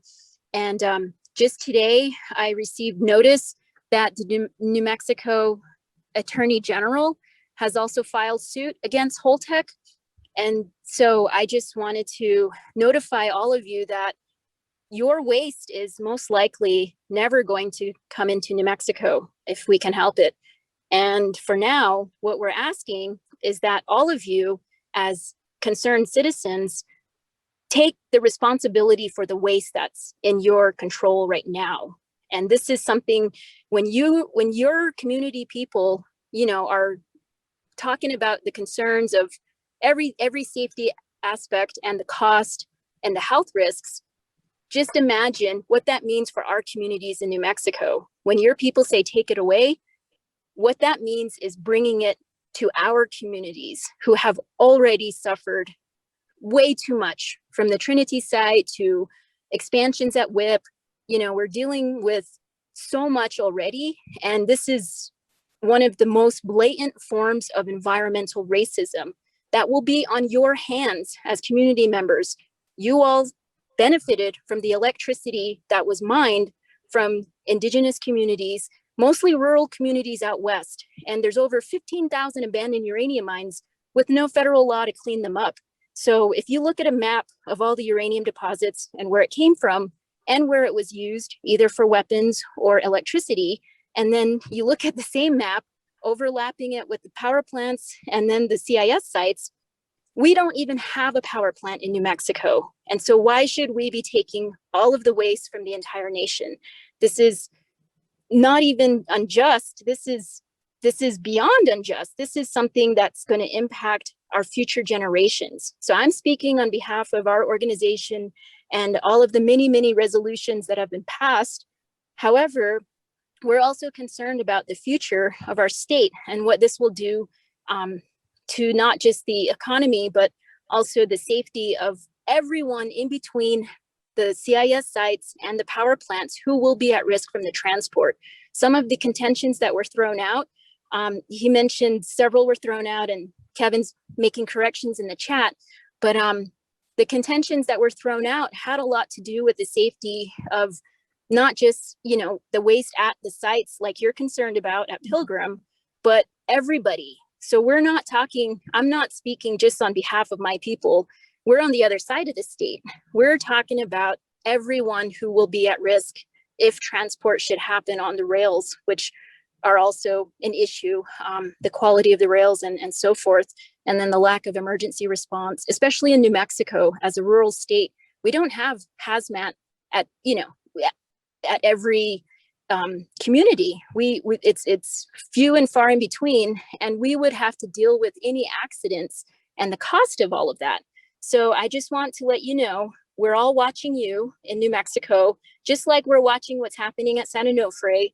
We're watching what's happening at all of the power plants in the country, because we're the ones that are going to bear the brunt of the waste that was created at all the sites. And so with that, I want to say thank you for giving me this time. And if you have any questions or want copies of any of the documents I referenced, I will be happy to provide that either to your whoever, or I can also leave my information in the chat. And I encourage you to contact me directly if any of you want a tour of any of the sites when it's safe to do so. I give tours of the uranium mining sites.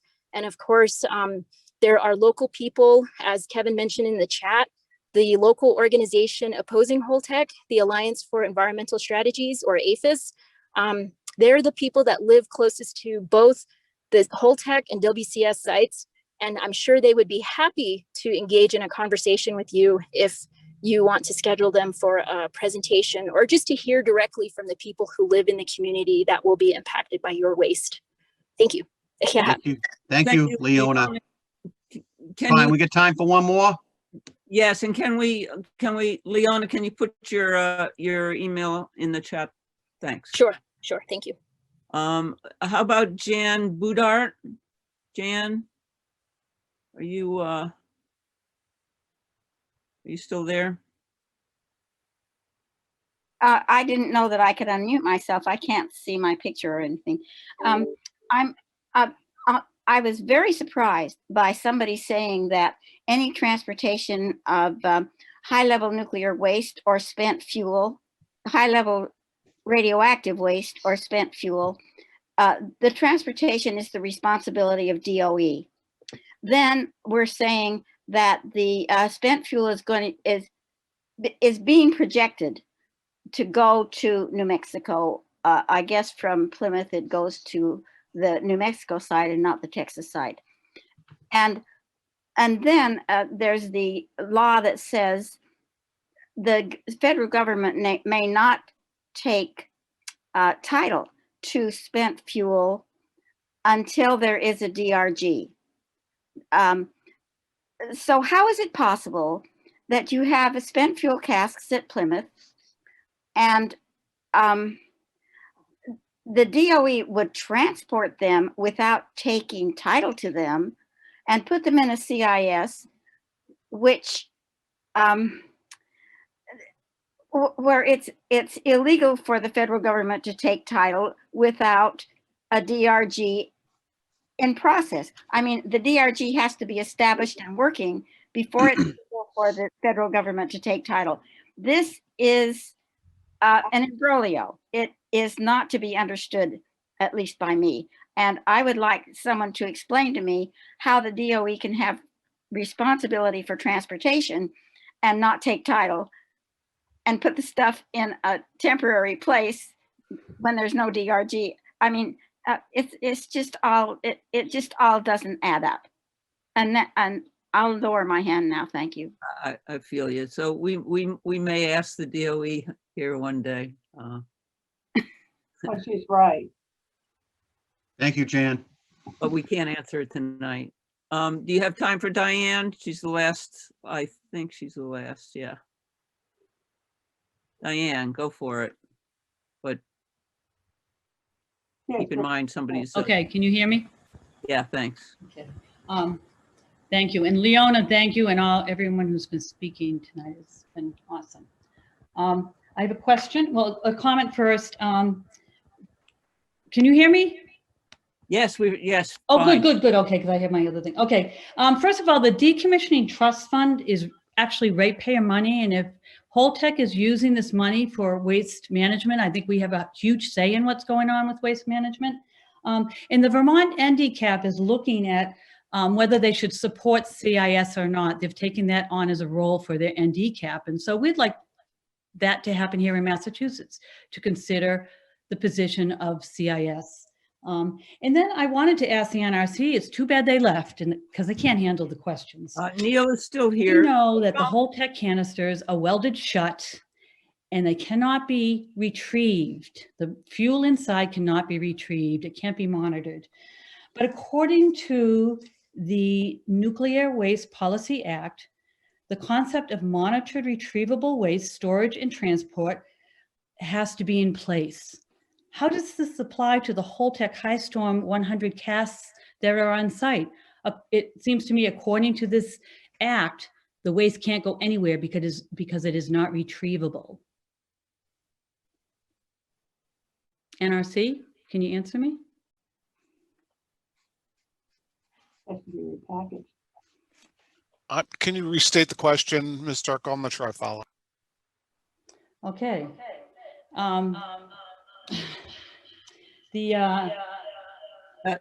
Diana, I know I'm echoing, aren't I? Yes. yeah, because you must have two things open or something. I do. I'm going to close this one. Yes.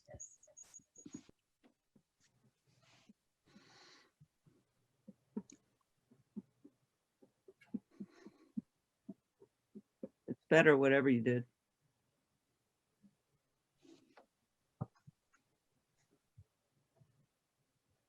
Oh.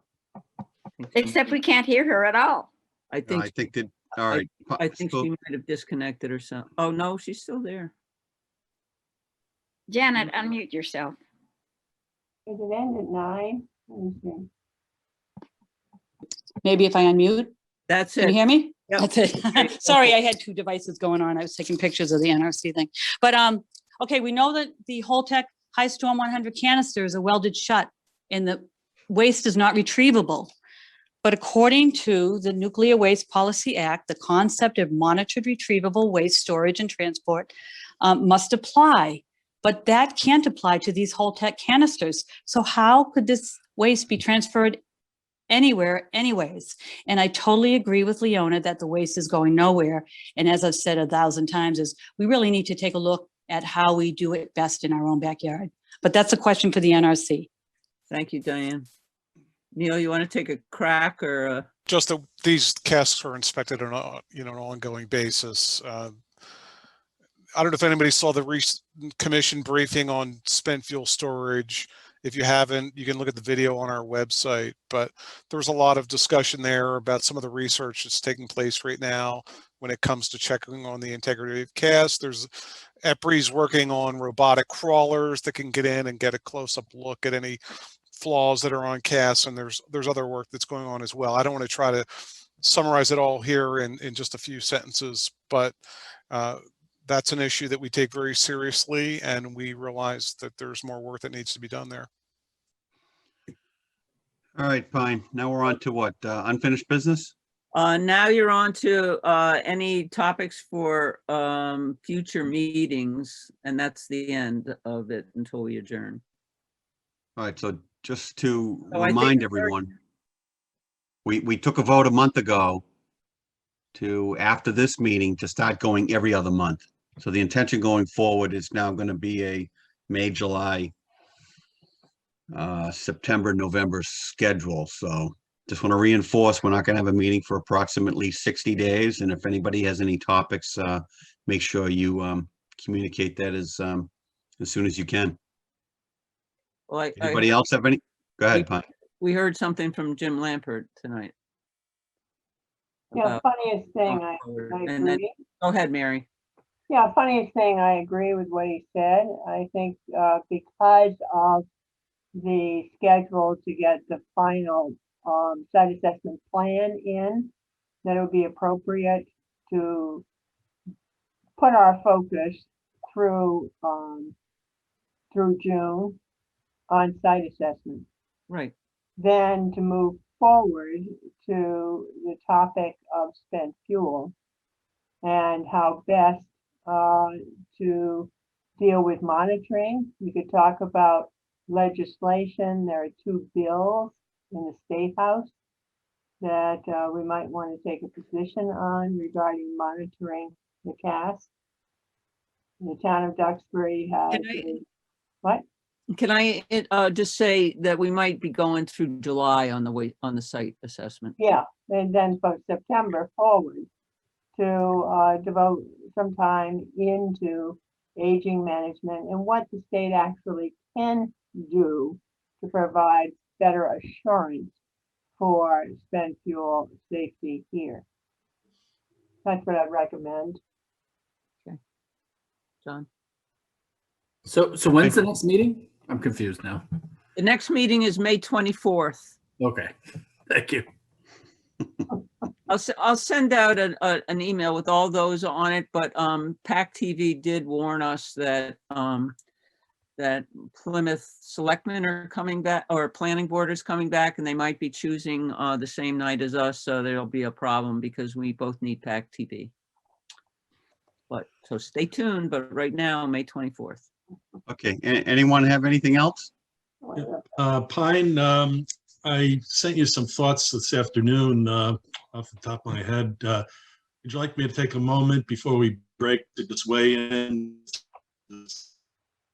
Functioning sped fuel, with your permission?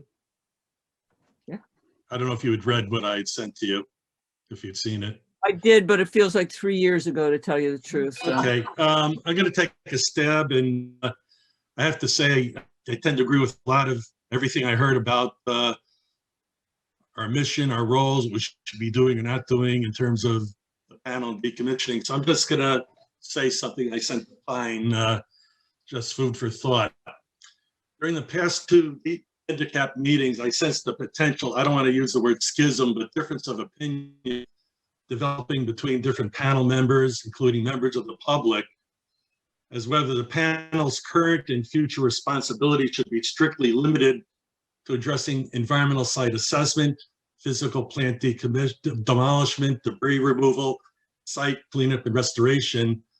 Basically, you know, what Jack Priest even was saying too, as far as his thought tonight, or to include other aspects of nuclear power plant decommissioning that is even addressed in the Holtec post-shutdown decommissioning activities report, namely on-site spent fuel nuclear storage in the pool and dry cask, whereby Holtec's decommissioning trust fund needs to be adequate to ensure financial management of the FC until such time DOE takes title and removes the spent fuel to an off-site interim FC or permanent federal repository. My opinion is that the panel's mission and focus per the 2016 states Massachusetts enacted legislation and the PSDAR is to still include addressing on-site spent nuclear fuel storage in terms of safety, security, environmental impact issues, emergency planning, preparedness in the event of a problem with the FC, and financial decommissioning trust fund considerations, notwithstanding all the spent nuclear fuel will be contained within the on-site FC by 2022, as Patrick had confirmed this evening. Now, what ultimately may or may not happen legislatively in the coming years at the federal level regarding any interim off-site FCs to be built by the private sector or permanent federal repository of spent nuclear fuel, likewise a very important topic for the panel to periodically consider in the scheme of things. I'm concerned that the panel could get overly bogged down on items such as that are really beyond our immediate control and authority. We don't have the budgets. We don't get the support from the state financially as we were supposed to per the legislation to hire experts and consultants. Right now, our elected state and federal legislative representatives have that responsibility to be doing their jobs. And that, you know, that's a kind of pressure I think we were talking about over the last couple of months when I think I brought up that New Hampshire, was it New Hampshire or Vermont, was weighing in, I can't remember the specifics, basically to try to get funding to host communities. Mary, you might be able to help me with this, but as we were talking about this about 4 or 5 months ago. But anyways, to be able to get host community support, for facilities that are going to hold or spent nuclear fuel.